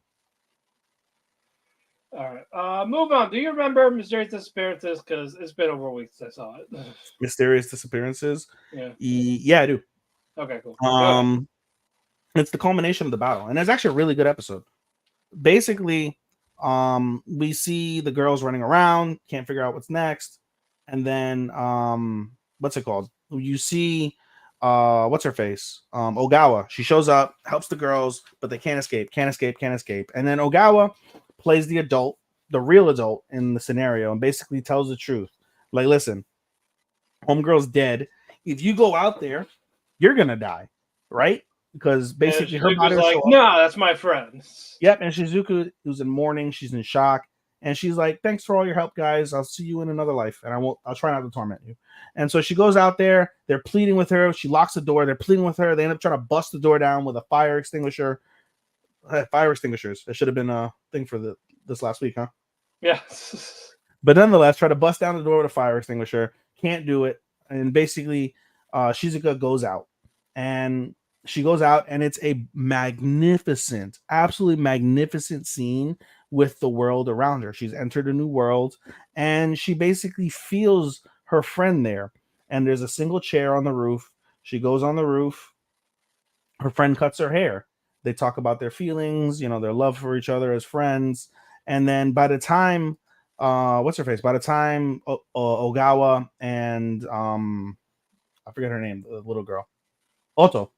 By the time they get out there, you see Shizuka with a pair of scissors, and she says, I saw her. She cut my hair, and she disappears, right? She disappears, but you can see the footsteps. She's walking. And then they try to follow the footsteps, and when they get down to the ground level to where the garage is, we see her body there, and we see somebody with the body, Matt. Who is that somebody with the body? Hold on. Oh, my God. I don't remember, I guess. You really don't remember? Oh my god. It's Adashino, it's Ren. Adashino's there. And basically we see a hilarious scene where he basically imbued all of Oto's fucking test scores with like curse magic or whatever. Yeah. And he's able to use those to temporarily stop curses every time he pulls out a test score. And it was 100 test scores, so he used it to imbue it. But basically, like, listen, she's not out the woods yet. We've only stopped the possession temporarily. We need to get the possession out of her. So they all rush back to the creepy station, and basically, we see Adashino get a ticket to wherever the fuck this ticket goes, and we see Otto bring Shizuka over to the train platform, and it's a very creepy scene with like some like Twilight Zone-esque shit with like the train and everything. And you see the train come over, and basically she triggers the possession to go into the train. Shizuka collapses. She wakes up temporarily before this event happens, and she's grateful and thankful and all of that. But then she collapses as the possession goes into the train and is trying to get out the train, realizing that it had fucked up, and the train just sets off to wherever the hell other world or location it sets off to. Meanwhile, while this is all happening, Ogawa and Arashino have a real conversation. And basically, Arashino starts asking, or sorry, Ogawa's like, "Oh, is this like the mythical train station that's da da da da, like in another world?" And Arashino basically confirms that yes, and tells the backstory, like, "Listen, we're not from this world; we're from another world. My ultimate objective in this world is to get ourselves back over to our current world, where we were basically jettisoned from. Right? All the memories that we've seen, it's all coming full circle for Ogawa." And Ogawa is not freaked out. She's like, "This is fantastic. Like, I've never had so much creative juices." Going, hanging out with you guys. Like I'm determined to help you guys figure it out as well. And Arashino's grateful. We see Otto come back. We see Shizuka come back, and they're all happy. Everything's a good celebratory moment. And Shizuka wants to speak to Arashino. And they're like, "Where did Arashino go? He just disappeared." So they go out of the train station trying to find Arashino. Meanwhile, Arashino appears from a corner, and he's not well. He is not well. He's holding his face. He's breathing heavy. And we realize he's bleeding blue out of his eyes and nose. He's just gushing blue blood. And he sits down. He's all fucked up. And we hear the demonic attendant, basically, with the noose, with the bloody noose at the ticket counter. And is like, "You're really," basically gives him the hard truth. He's like, "Listen, you're really extending yourself. When was the last time you ate? When was the last time you slept? When was the last time you cared about anything about yourself other than Otto? And, if you keep overextending yourself, you're going to die. You're not going to die because of your eyes. You're going to die because of exhaustion for doing all of this. And your power is going to fuck you up." And the episode ends with him kind of more or less collapsing in the chair. And he's like, "I don't care. I'm determined to get that girl back to her home." And basically says, like, "I don't want that girl to ever feel like she doesn't belong anywhere, because she definitely belongs wherever she wants to go." And that's where the episode ends. All right, Bartender. Good episode. This is last week's because we didn't watch today's. You have not watched this week's Konosuba, Bartender, Voice Actor Radio, and I have not watched today's. What's the episode from today that I haven't watched? Disappearance. We haven't seen Disappearances, yeah. So those 4. Yeah, this is the bartender competition is here, and so this focuses on Yuri, Kelvin, and Kyoko. There's other ones in the thing. Yeah. Kyoko has a little bit of an injury from doing the practice thing, got to the point where she messed up her arm a bit. Yeah, she's basically got like carpal tunnel on her wrist from all the shaking. Yep. And for Kelvin, they all need it for different reasons. For Kelvin, is his last chance to basically. It's validation, bottom line. Yep, and basically he needs to do this. And for Yuri, it's just another thing for her. She even asked her she asked her mentor, basically, like, looking up all the old recipes, like what they kind of go for. Yeah, she's like, the recipes aren't. Then they talk about it, like the key to the competition. Yeah, it's about your skills and all that bullshit. But the key, when you look at the drinks, the recipes are hard, the skills are there. But what really makes those winners stand out is the stories behind the drink.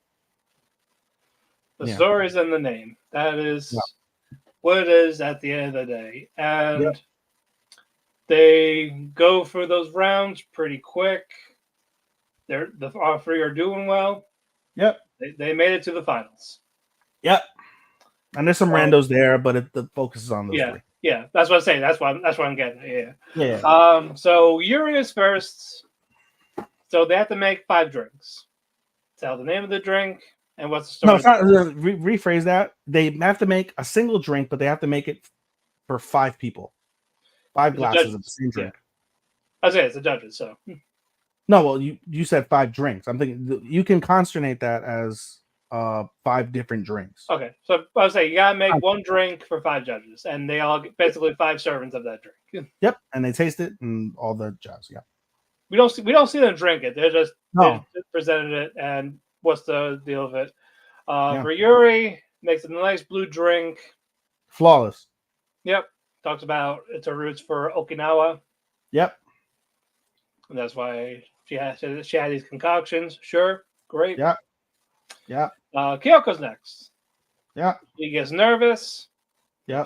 Stage fright, and of course her boss is there. Mm-hmm. And it gives her confidence. Yep, gives her that confidence. Makes I believe now was it green? Who's a green drink for her? Yeah, green or pink? Because Kelvin had red. Okay, so it was green because Kelvin had pink. Yep, Pink is green. basically her trials and tribulations type of thing. Yep. Gambare arimasu. Yep. Next, Kelvin. He does it professionally. He even got advice on basically it's not just how you do it, it's just how you make it. Mm-hmm. Like from the fingertip, like every attention to detail. He's focused on the technique. Yep. He pours the 4 glasses perfectly, but he Drops the shaker on the 5th glass and it spills. Yep.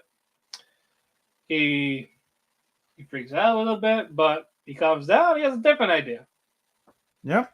He makes one, Giant glass. and they were like, it would have been fine if you just His did sensei 4. specifically is like, I've got questions, bro.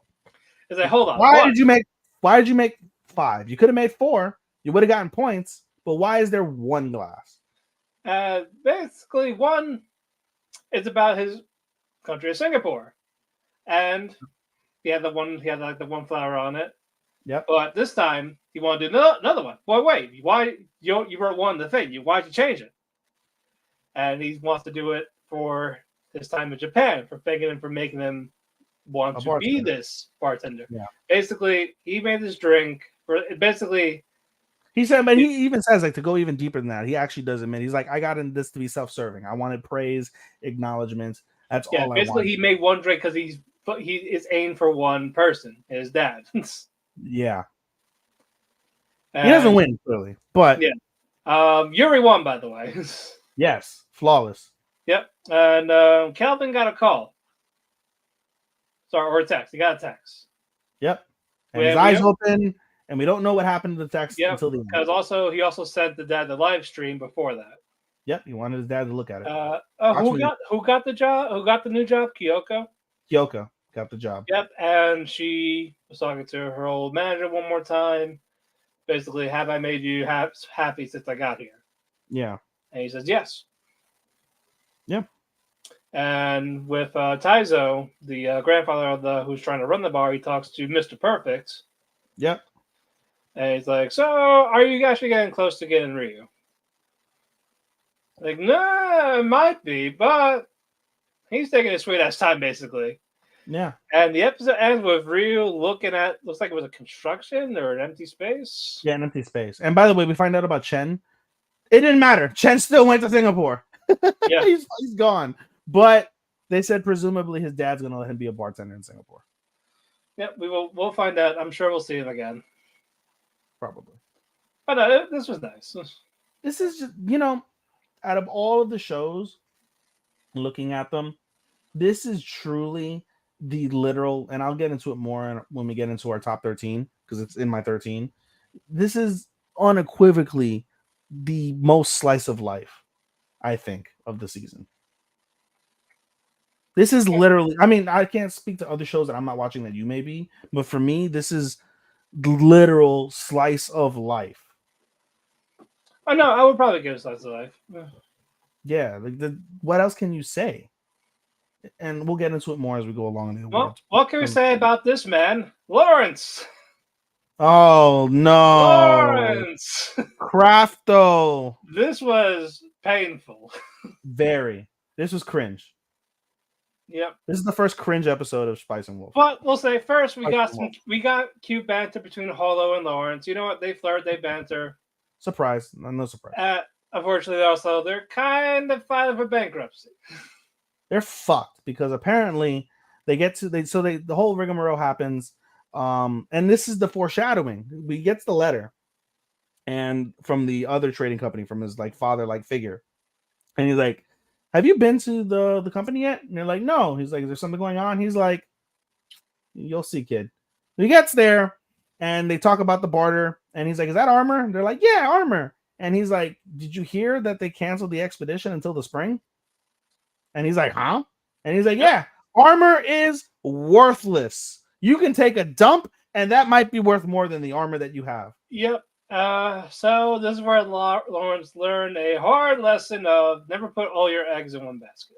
Yep. And to Matt's point, basically, they told him like, "Yeah, did you know your boyfriend is bankrupt?"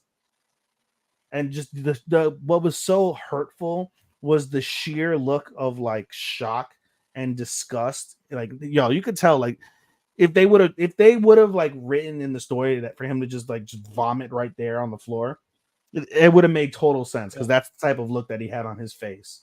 Just And he's stomach turning off. Yep. And Lawrence is like, well, what should I do?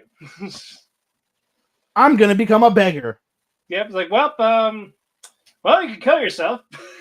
Yeah, that's an option. Or get the money. That's option number 2. Or if you don't, they're probably gonna beat the shit out of you.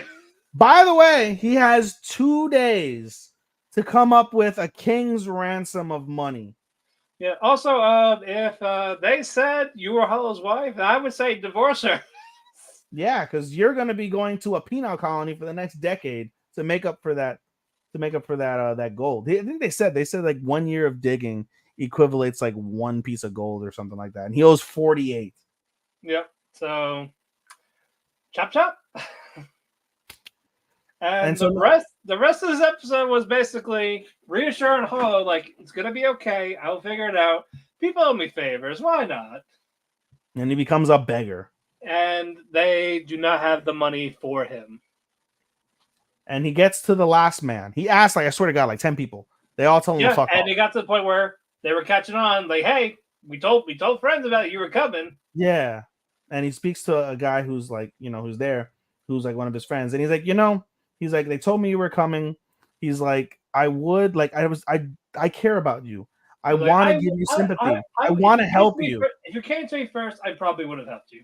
Yeah, but you're running around the street being a beggar with a woman in your steed. Have some self-pride. Have some self-worth, you piece of shit. Get the fuck off my property. Where's your Slams the door in his face, and he's done. Now that broke craft. That broke craft. He basically left Hollow behind. Hollow's following him. Yeah. And he's like, why did it have to be you? If it wasn't for you. And he stops himself and he's like, I'm sorry. But Hollow's like, I'm going to the hotel. Yeah, I'm going to the hotel. End episode. It's like, well, good. He listened and this is what happened. But based off the title of the next episode, all will be hunky-dory. Yep, hunky-dory. Hunky-dory. Yeah, we'll get to that. Moving on, Demon Slayer. Good episode. Yeah, this is a trained episode. Tanjiro is medically cleared. And he is running fucking circles and laps and leaps and bounds over everything. Also, before that, though, the Hashira focus on this time is Tengen again. Yep. Because he basically does the first stage. With his physical, cardio, all that shit. Yeah. Endurance, whatever you want to call it. Yeah. And Tanjiro just runs circles around. He's literally like doing laps around these guys. They're free squatting. He's got a basket of like 1,000 stone. Everybody's sick. They can't because they're so exhausted. They can't eat because they're so tired. And Tanjiro's just stuffing shit like crazy. Tengen's wives are all excited to see him. They're happy as hell. Yep. Tengen himself, he's like, oh, finally, a real man in my presence. Show these whippersnappers how much better you are. Like, even eats more than them. Yeah, just everything about him. Everything. And they give him there's one where he has to do a bit. What is it? A barrel carry? What do they call it? Like human carry, whatever. So they give him the biggest fucking guy, right? The biggest, guy, and he just fucking Usain Bolt down the mountain. Yeah. Everyone's like, all right, let's take a lap around the mountain. Oh, and you see everybody struggling. So, and they Tanjiro's went like, to, yay! and during break, they were like, so, what's it like fighting upper moon? Oh, you're all gonna fucking die. It hurts. Everything fucking hurts. It's awful. Yeah, he's Don't like, do listen, it. he's like, before you know it, you're hurt. But hey, when you realize you're not dead, that's a great thing. You survived an upper moon attack. And then you get hit again. And that sucks too. And everyone's like, fuck, we're all gonna die. Yep, we're all good. We're done. We're done. But while that happened, one conversation happens between two different Hashiras. So Obanai and what's the one Hashira's name? Basically, the Snake Hashira and the Wind Hashira. The same Yeah, Hashiras that we saw in the opening episode. Yep, basically, Wind Hashira, he really can't sleep because he can't think about, he could stop thinking about what happened when they thought the Infinite Fortress. Yep. And they were trying to look around there, nothing. Nope. Nothing. And basically, they're on their way. We had to. I love their response to it. They're like, so how's the training? And he's like, I can't see any of these guys ever making a difference in anything in their lives. And the guy's like, yeah, I feel the same way about my recruits too. They all suck. And then Snake Hashira is like, well, I have a proposal for you. Then the Wind Hashira is like, well, what a coincidence. I have one for you too. You mind if I say mine first? Yep. I want to spar with you. It's like, wow, what do you know? That's what I was going to ask you. We should have played this off, Matt. You should have been like, well, I have a proposal for you. Well, funny you say that, Matt. I have a proposal for you. Do you mind if I say what mine is first? Yeah, sure. Go ahead. Let's have a one-on-one battle. What do you know? That's what I'm going to say to you. All right, then. Let's fucking get it on. Yeah. Where's Mills Lane? Let's get it on. Get it on. And then we had one more flashback with Tanjiro with Giyu about their soba eating contest. Yes. And that was basically Giyu's winning, Tanjiro can't stomach anymore, and he sees this, he's like, so the point is this, if you win, I join. And he goes, I have one more box. I'm gonna stop. If You're you gonna eat eat those two, if you eat those two, every noodle, you win. And then I love the flash when they go to like the commercial, like little break. Yeah, he's like on the ground. He's like on the table. He's on the table, just knocked the fuck out, fat as shit, and you just see fucking homeboy just sipping on his tea. Just that was fun. And Tanjiro, he's talking to the wives, and the wives are they're grateful for him, but they talk about Tang is depressed because he really wants to fight again. But they even give him special tea. They don't give the other people. They give him like restorative tea. So he can still do some stuff. He just doesn't want to do his breathing anymore. We really want to show our appreciation for you. Stinging around? I see 6 set of Opie. If Tengen had a fuzz, hey, if you beat me, I'll give you one night with one of them. Bro, imagine. Tanjiro's opening line should have just been like, oh, so Tengen's missing an arm? So do you guys like getting fingered with the left hand? Yeah. I bet you guys miss getting it done with the right hand. Well, the left hand is one that's cut. Oh, sorry, right hand. You want about lefty? Well, no, he got the stump. He can rub. Well, I mean, technically, if they're loose enough, the pointy part of the wrist, you can circle around there. Now I'm so curious. I want to look it up, even though I shouldn't. Is there nub porn? Gotta think. There's all sorts of porn. You gotta think like people with nubs are like getting fucked. Oh, sure, right? You're fucking a nub. But anyway, it's time for the last part of the test. Yep. Fight Tengen at night. Because basically, demons come at night. You got to be ready. Yep. Students suck. Tanjiro fights them all. By the way, we skipped over a really interesting part. Speaking of night, that happened at the very beginning of the episode. 2 of the fucking students from Tengen's class are on night patrol in the town that's nearby. And one of the students wants to be silly and fucking scare the other students. And then after he scares him and he yells at him, they both hear a noise, and the student that got scared looks at his homie. He's like, all right, enough fucking around. Let's take this serious. Let's get the fuck out of here. So they do. And they go into the alley. It's a dark, dim alley. And all of a sudden you see an eye pop up. And the eye is number 4. And you see, it's just an eye. And you see the eye just crawling like ever so gently behind the two demon slayers that are doing the patrol. Nothing happens to them, but foreshadowing. Yes. Anyway, the episode ends basically with like you said. All right, Tanjiro, I had nothing to teach you. You pass these guys. Go to the next one. It's Tokito for the sword fighting, basically.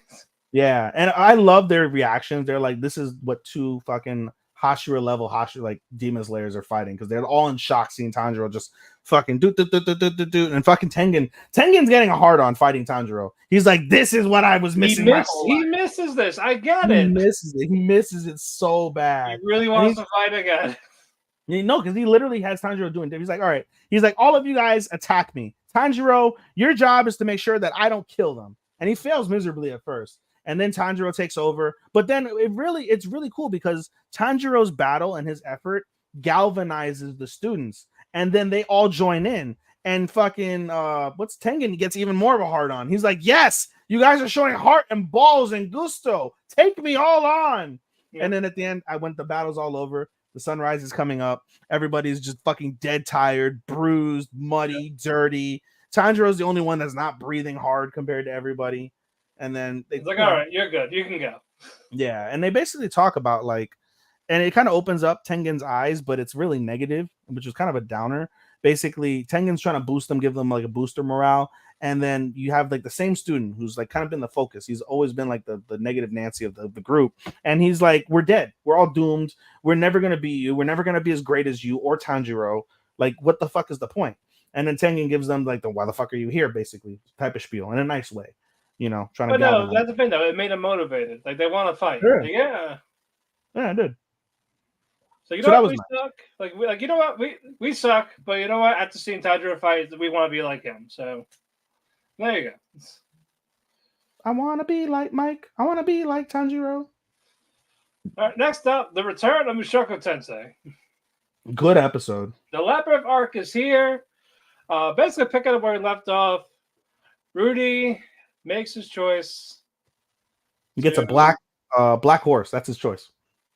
Yeah, basically to die. He's not gonna die. You know that. I know.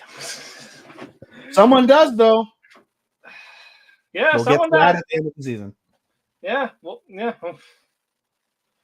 But this is the arc. I think this is the arc where remember I alluded to I think 2 weeks ago about how I know somebody dies. I think this is the arc that happens. Mm-hmm. You know. Anyway, that's why I said save the closing for that. Oh, we're saving the closer for that. Got it. Yeah. So Rudy does tell Sylphie, Aisha, Norn, like, hey, I'm going to the labyrinth. I'm gonna go find them. Mm-hmm. And of course, it takes 8 months to get there and 8 months back, and who knows how long he's going to be there looking for his mother. He said, realistically, depending on the battle, it'll be like 2 years before he gets back. So he's going to basically miss the birth of his child. Yeah. So he starts making arrangements and says goodbye to everybody. Yep. And he goes to Nanahoshi to say goodbye. Yep. And she's like, "Wait, Chotomate. That's too long. Here."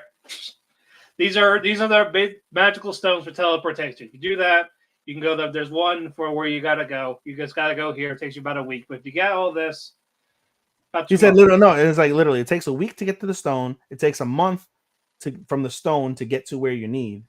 Yeah. And then you'll be there. And then you just do the trip back. And so you'll probably be back 4 to 5 months and you'll see the child there. They said about 8 months realistically, if you add up the additional time. But Rudy is like, hey, aren't these illegal? And she's like, yeah, they are. So keep your mouth shut. Yep. Don't get caught. Shut the fuck up.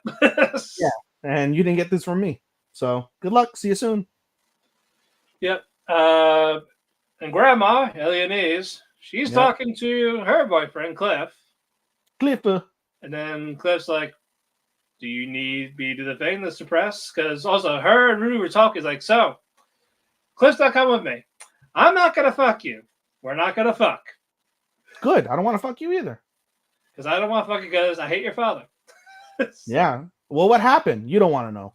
Yeah. You're right. I don't want to know. But Cliff, he's like, yeah, you're a grandma. You should be wise, but you're kind of stupid. Like he's caring for her type of thing. And she's like, oh, I'm so sorry. He's the ultimate MILF. What is he like? She's like 150. She's a juvenile. At least. She's totally a gilf. She's totally a gilf. And then it was not. No, it was a nice moment though with Yeah, she's over 200 years old. God damn. But anyway, we see Cliff. Cliff is like, when you get back, let's get married. Let's live a life. And you see Ellen, she genuinely really loves Cliff. She's like, I love you so much more than anybody I've ever loved in the world. Da, da, da, da. and it was very nice. And then you see another heartwarming moment between Rudy and Sylphie. And Sylphie tries to do her best to be strong, but in the end, But she she's goes. scared. She's scared. She's very scared, and she hugs Rudy, and they share a nice embrace, simple embrace, as she cries in her shoulder, and like it's gonna be okay. You know, girls, take care of the house. If you ever feel overwhelmed, ask for help from people you trust, and all will be fine. And I'll see you soon. And they set off on the black horse. One giant black horse for two people. Yep. They travel. They get to the stone. Yep. Rudy says the magic words. Aloha Mora. Yep. Well, you know, it worked. Yay. And they test it back. Well, Ellie and Ace tested it back. Yeah, because Rudy was like, let's test it together. And she's like, no, I'm going to test it. The last thing I need is to show up by myself and be like, I lost your son. Don't know where he's at. Yeah. He might be dead. So there's a bit of a time gap because your parents went right back in. Yeah, she went right back in, but it took like at least like almost half a day for her to come back. Yeah. But they go there. Beautiful shots, by the way, of the place, of the desert and everything. Yeah. But they're at the continent. Yeah. Traveling. Yep. They set up camp. Yep. Rudy's horny. Yep. Elenice is she's sleeping. And he was about to grab her ass. Yep. And her pheromones are going off. Rudy's like, damn, I'm backed up. It's been a while since I fucked. Yeah, he's about to make Granny gush.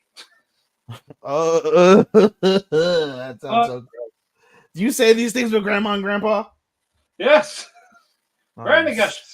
You sick fuck. You sick fuck. You Yes. sick fuck. But You sick fuck. there's someone outside. And wait out the succubus. Yeah. Dressed as a beautiful desert woman. Yeah. Ellie takes care of it, makes quick work. I hate them. Or is like, hey, don't do They that. make us look bad. Yep. We got a little cut-in montage. They're go for like tornadoes. No, wait, you're skipping over, by the way, the horny. Because the horny was absolutely fucking hilarious. Oh, yeah. Because Bori's like, let's just do this already. Yeah, she's like, let's get dirty. Yes, and then he comes to a sense. Sorry. He comes to a sense. Like, I'm so sorry. And then you see Ellie and Niece, let's get dirty, huh? He's like, yep, I'm never gonna. Yeah, like I'm never gonna live this down. Yeah. Montage of traveling, storms, hurricanes. Yep. Yo, what's being discussed, y'all? We're talking about Mushoku Tensei, Dalton. What's up? How you doing? Welcome. Hey, that's 2 new comments. How about that? It's good. Well, how about that?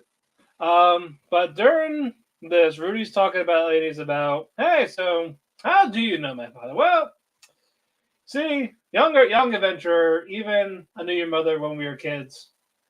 And when she was 16, he took her for his party, and I came along with him. So why do you hate him? You don't want to know.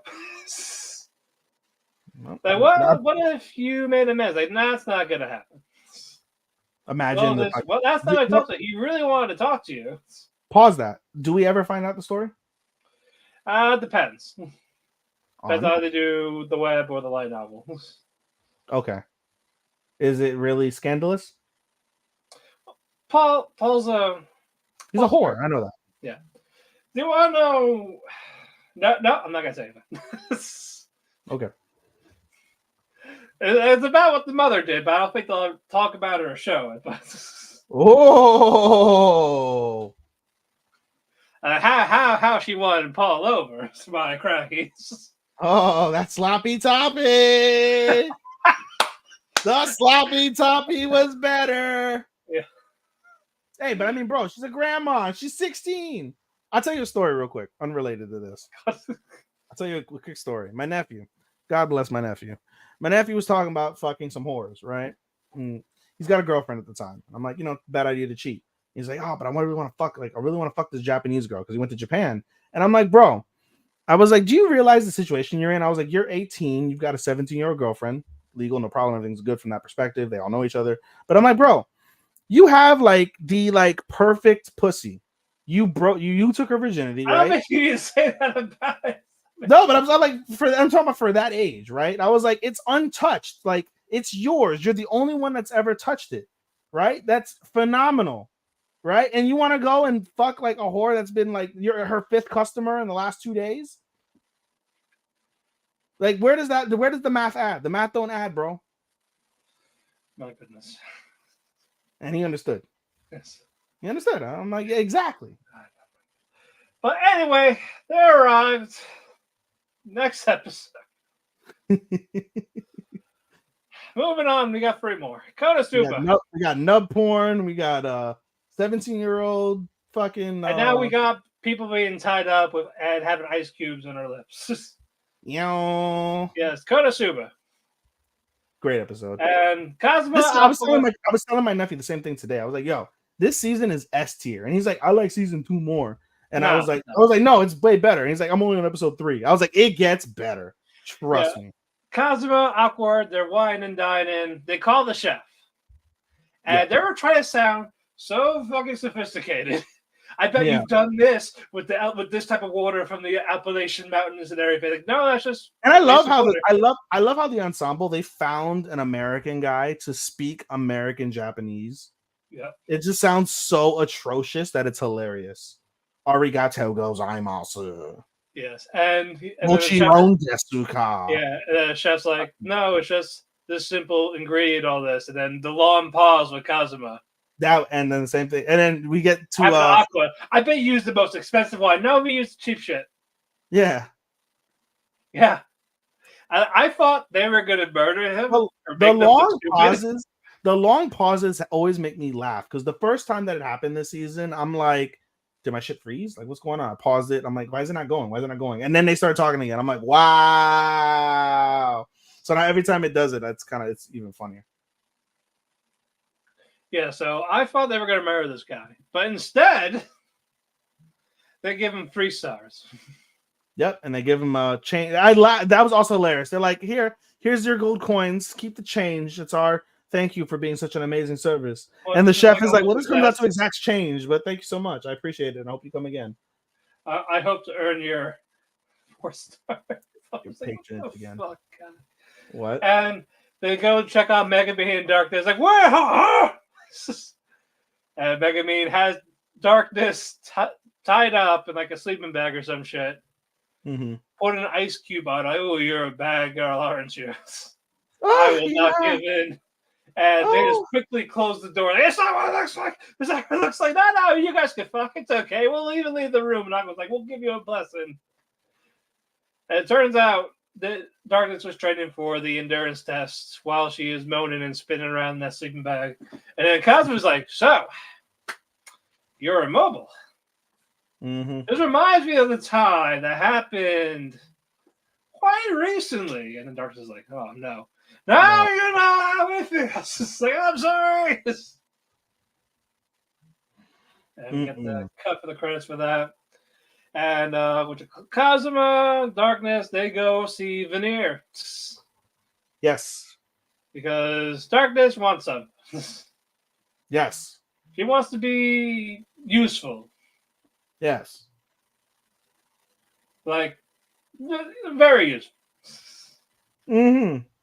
And she's like, all right, well, to do this, we got to basically do like a lie detector.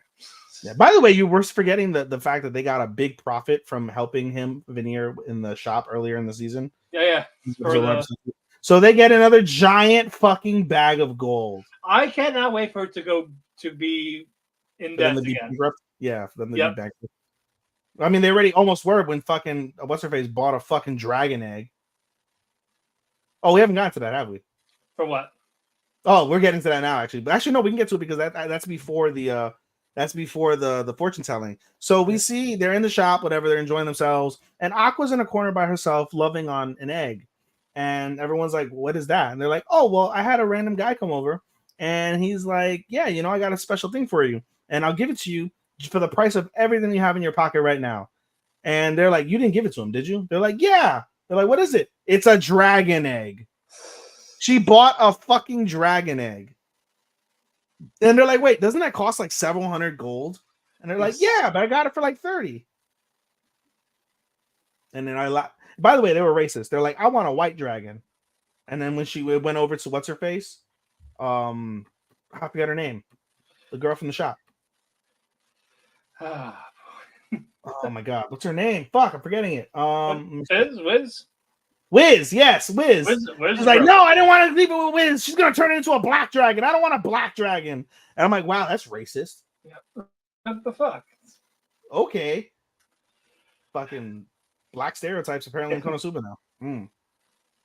But nonetheless, now it happens. Yes.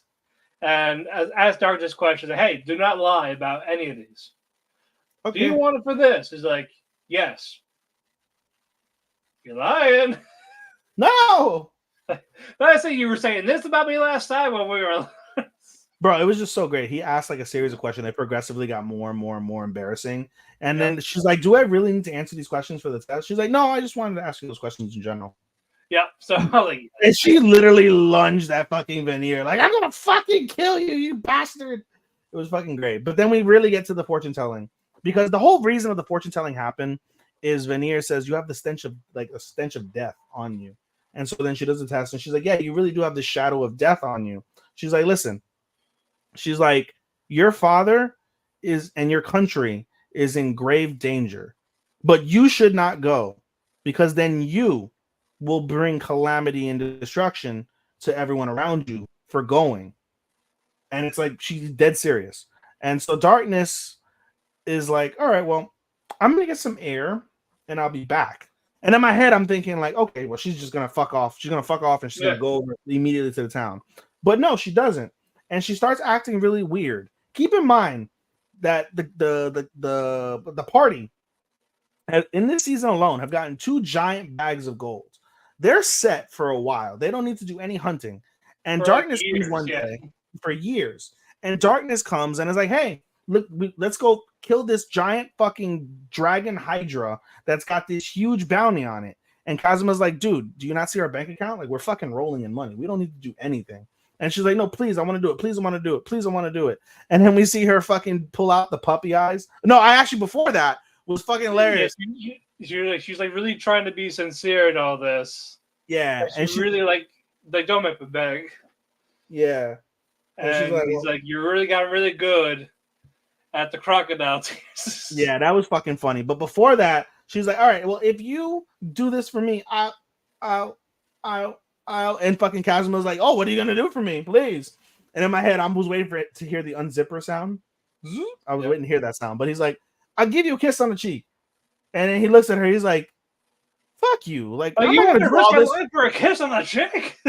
No. And that was funny too.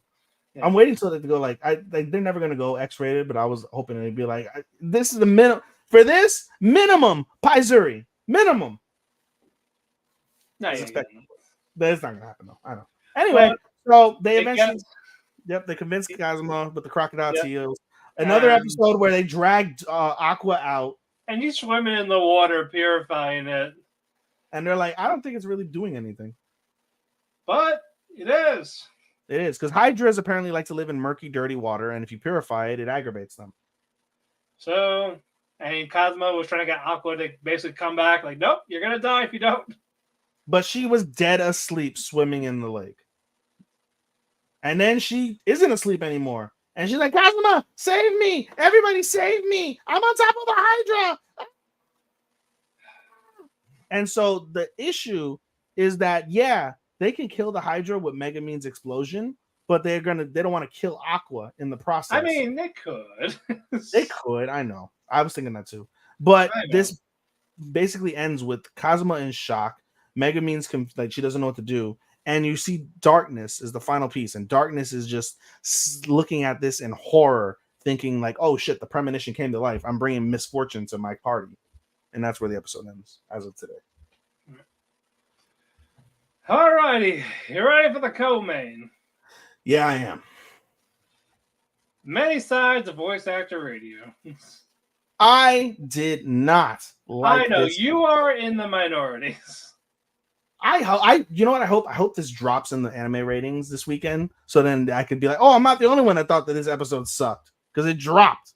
Realistically, it could be because all the other episodes were way better, but I'm gonna say it's because this episode sucked, and that's why it dropped. No, genuinely, like you don't like Mekaru.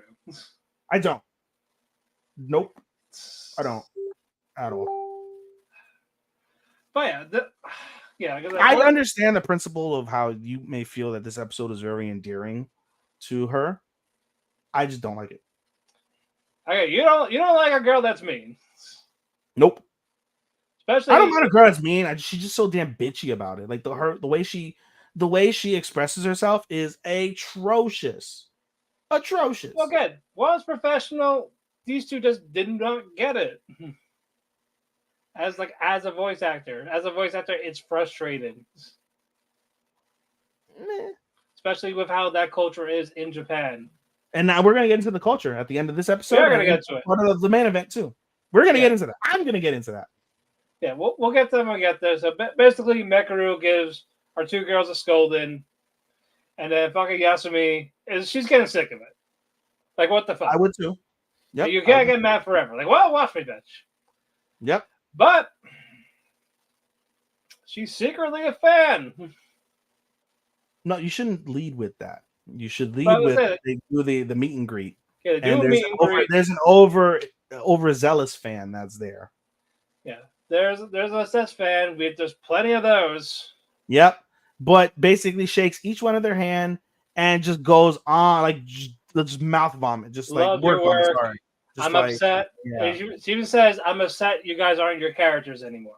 You're skipping ahead, Matt, because I know you want to close, but you have to build it. You have to be like, she goes to Otome, goes off, loves her, goes over to what's her face, to fuck, I'm forgetting, Chika, goes off, loves her to death, and then she goes to Yumiko. She says, I love her, love all her work in her previous anime, da da da. Then to Matt's point, she says, I'm upset though. I will never see the old Yumiko again. And she's like, ha, ha, ha, ha, what did you say? And she repeats it. And she looks into her eyes and she's like, wait, you're Mekuru. Yeah, the hair. They see part of the hair, the eyes. Yeah, she's like, you weren't supposed to find out, da da da da. And the commotion starts between them. And so security, understanding what's been going on with the situation, starts to step in. And she's like, we're going to talk. There's a lounge at the very top of the roof. Meet us there. Don't be late. And so she does. They go to the lounge. She's there. And then they have the confrontation, Matt. But, yeah, they talk. She's like, yep, I'm big fans of your show. So you're not mad. Like, no. I'm still mad at you. Yeah, like, you still, no, I'm not going to forgive you for that, especially the fact that you ended those characters over something stupid that you did not need to do. They're responsible. It was immature. But I still like you guys. She did the right thing, damn it. No, she didn't. As a worker, no. As a friend, yes. And that's the most important part. She risked her career for her friend. Yeah, she just wanted, she missed her tits being gross by you. No, Matt, if we were co-workers and you were accused of stealing a very, very important package on some bullshit, and I knew you were innocent, I would stick up to you. I would stick up for you. Even if they were to implicate me and I would get in trouble, I would join you in the trouble. Well, there's a different thing than the idol work, but I digress. You get where the analogy. I get it, but at the same time, you gotta think about it. No, you don't. In their profession, yes. By the way, I found out, unrelated but related to this, a lot of Japanese AV actresses, porn actresses, they're former idols or failed TV personalities. But the culture is so unique in that you can be an AV actress first and you can transition into being an actual idol or a TV actress or a game show host, whatever you want. So it works both ways, even though like there's a lot of like crazy things that go on in AV actressing, like you still have a career in entertainment industry as a whole, not just specifically in adult actressing, if that makes sense. I found that out recently. I was like, wow, that's interesting. I did not know that. But in any case, she said her piece. We know she's a fan. She's a tsundere. It's time for the test. Oh, and this is where But before that, though, they make the announcement. This is the plan. like to the fans. They're saying to the But fans. in addition, that was how they ended the video. But basically, they go over to our poor overworked girl. Poor her. She is so overworked. But she's like, hey, did listen to Mekaru's words, and they're like, hey, let's make a video. And they make a video, and the first part of the video is them apologizing to their old fans. That's They're like, that's the video I was talking about. yeah, I know. But and then you said the second part. You were leading the second part. The second part of that is the plan. Here is the plan. Yeah. They gotta stop apologizing. It happened. It fucking happened. They apologized like 50 times. They don't need to hear it anymore. Maybe that's true. I won't deny that. Yeah, but they talk about, hey, we have a chance to lose our careers because we're doing a test. We're walking from one place to the other. If they don't talk to them, they don't talk to the fans, then they keep their jobs. If you talk to us, we're done. To respond to you, then we're on hiatus for basically ever. No, they said 2 years until. I know, but basically they might not. Yeah, it's 2 years of time. Yeah, they have to start over. It's not good. Yeah. They're done. Yeah. And this is where I hated the episode. This is, I think, officially where I really hated the episode. I will say, it feels unrealistic with the number of followers. No, it's not that it's unrealistic. It's just again, this, and it gets even more deep in our main event. This is where I loathe, and I give credit to these shows. I give credit to Jellyfish. I give credit to Voice Actor Radio. I give credit to Oshinoko, which is really truly the first show that I saw that really exposed the negative side of the entertainment industry in Japan. But this scene is so grotesquely awful when it comes to fan interactions and the amount of weight involved with idol culture, with entertainment culture. I cannot fathom it. And to the degree also, right? You can't say oh, well, you can't compare idol culture in the East compared to whatever in the West. Scenes like what you see and what they deal with on a consistent basis don't happen in the West. It is, yeah, you can say it's a cultural thing, but it's a cultural thing to the degree that the rest of the world don't put the impetus that Japanese industry folks nearly in the same light. And it is awful.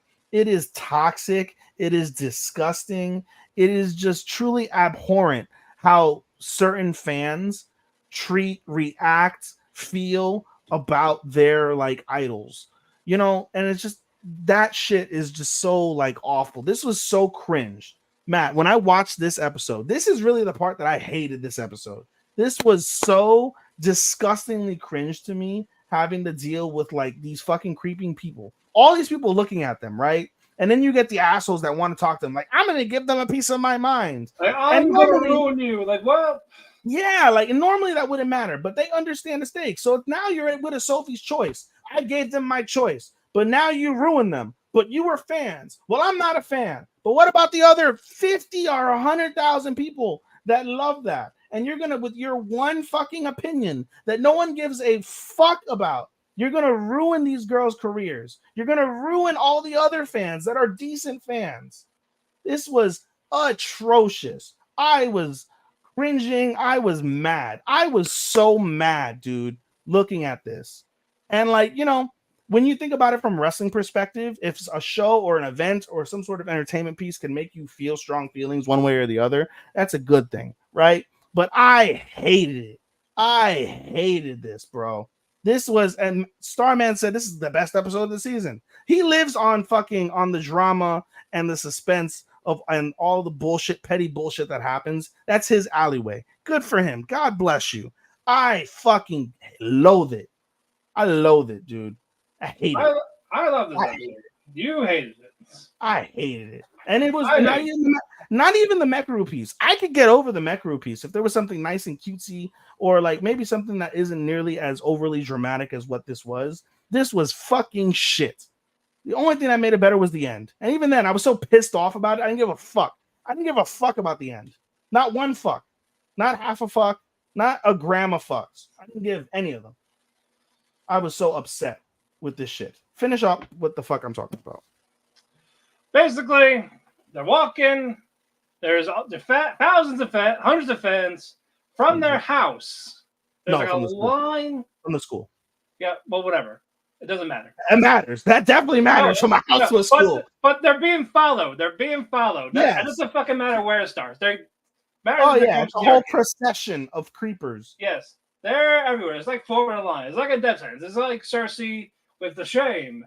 It was like that. They get to the shopping center. So far, so good. They're almost there. One fucking fat fuck decides to talk, and like, nope. There's one scrawny kid who is a half his size in both weight and height. Tries to. Got the boy like, go, run, be free, go.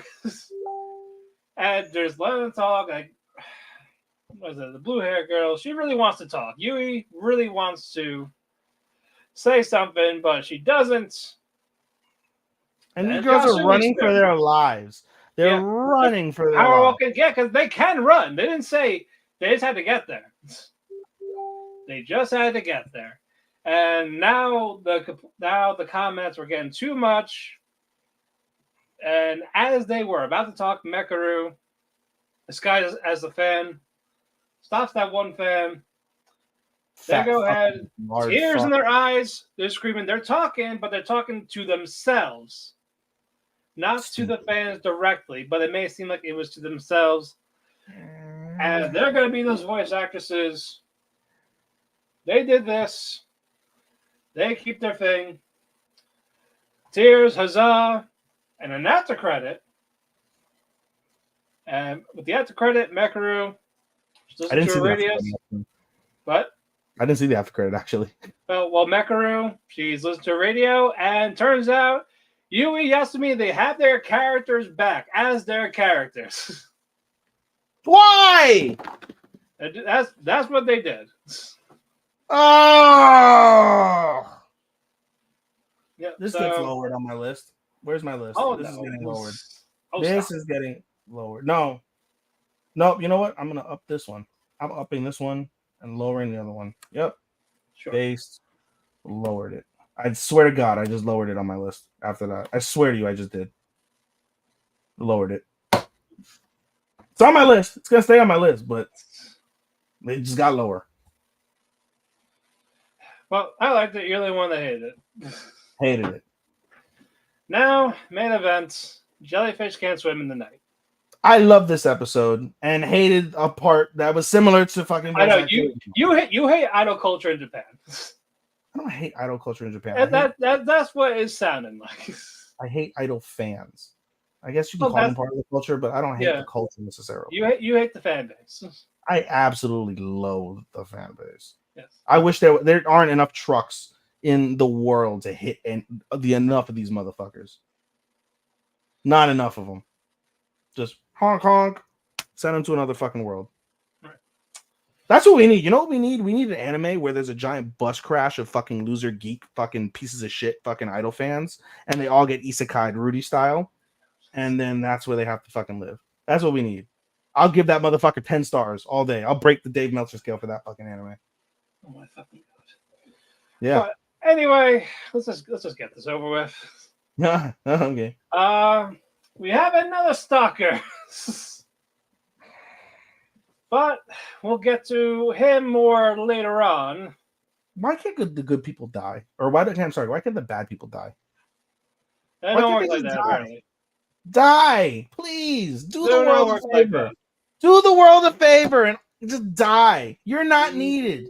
No one loves you, clearly, because you're fucking over here loving these fucking idol bitches the way that you want to love them. So that's clearly a self-profession of the fact that I'm not loved enough in my life. That I seek validation and love from these girls that would think I'm a disgusting fucking abhorrent pig. Fuck you.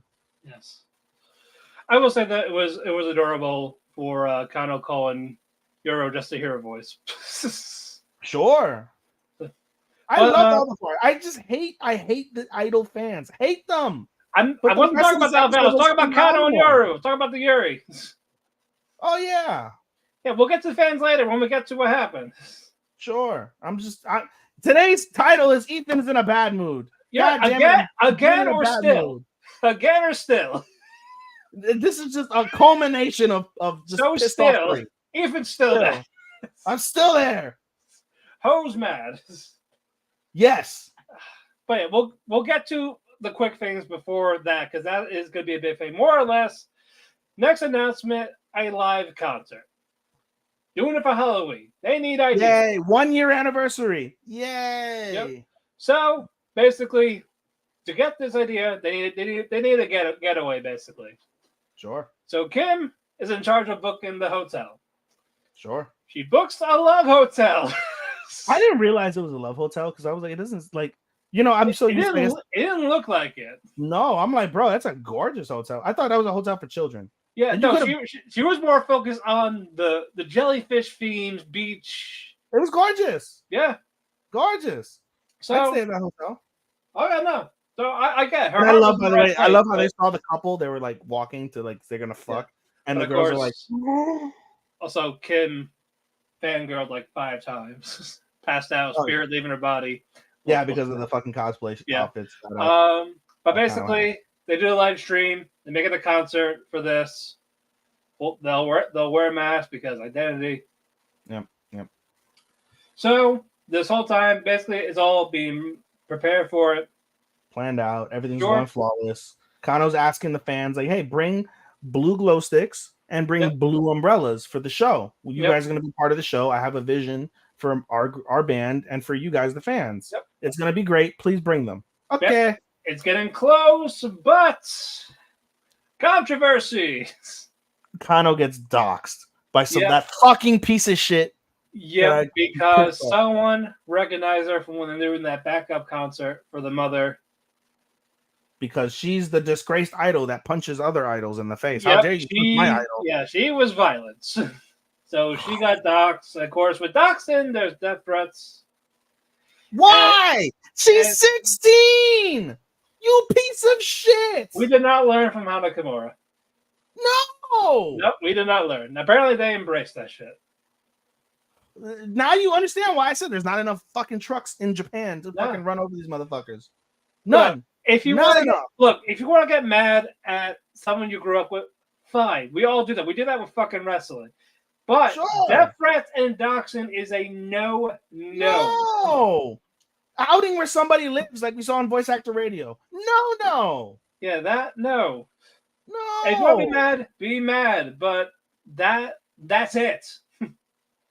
No threats, no going to the house, no telling them to kill themselves. None of that. That's another thing. I'll go to wrestling again real quick. Corny's always like, oh, there's no heat. Nobody's jumping the rail. Well, realistically, sure, that's accurate in terms of like from a fan's perspective watching television. That is not that heat. But why would you want that? That's never going to happen again.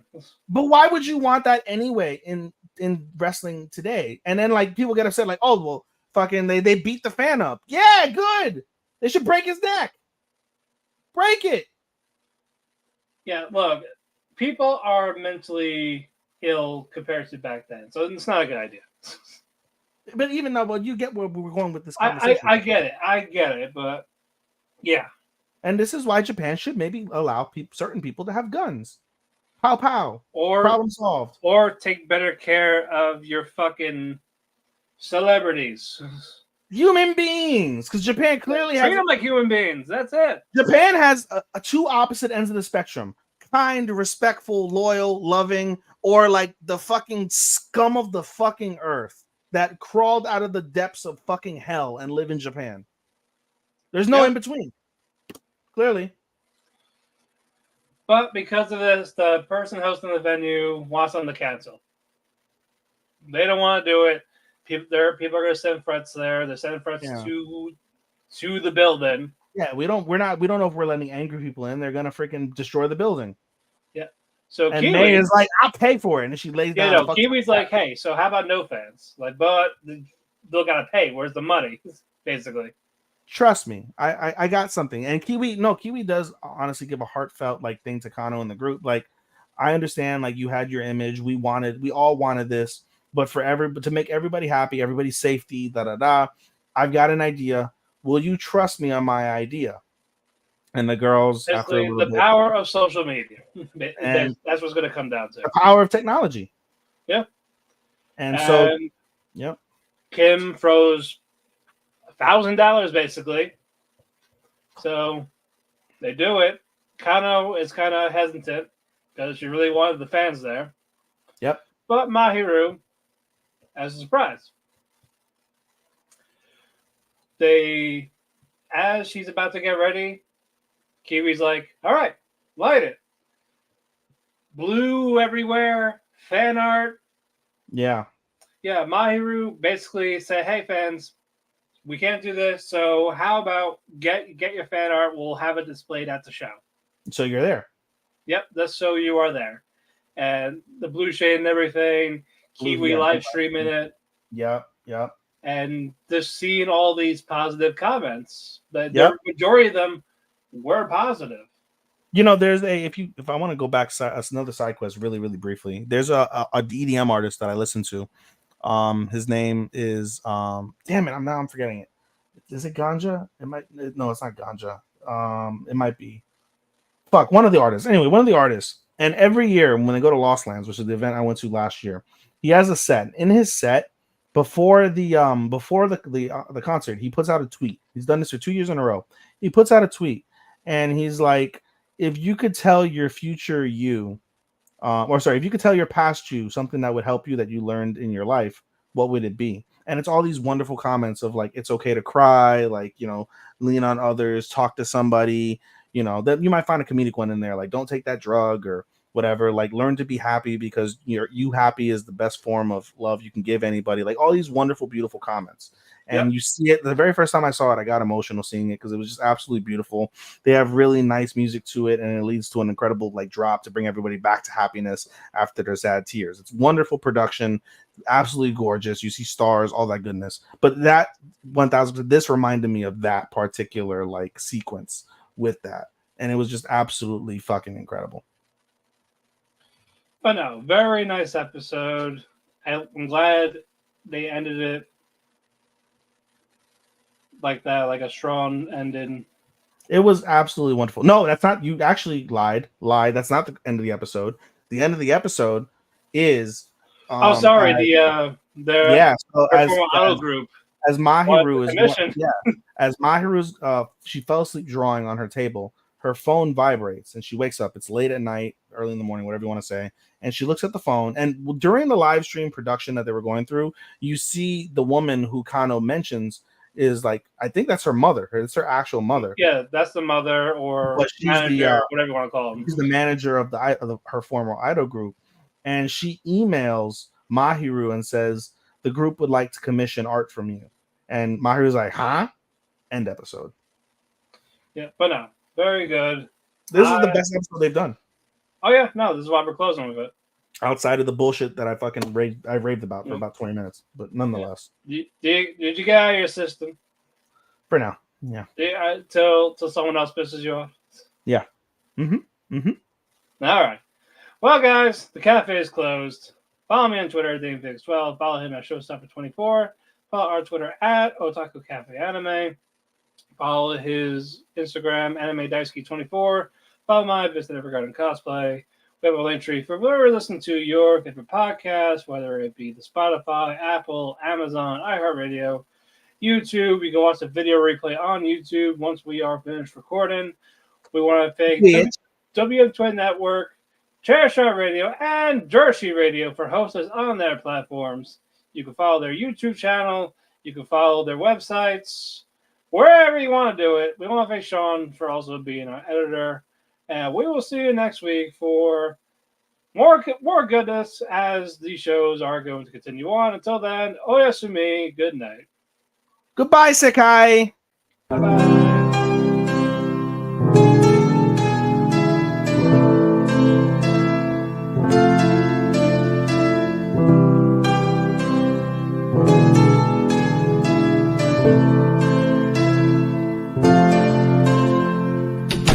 The sun goes to sleep, I find myself in a heap because it hurts so much to be away from you. It makes my day when I get a text from you, but still I say goodbye again. Let's hope this isn't the last time that I see your face, but hey, it's fine. I know everybody needs a little space.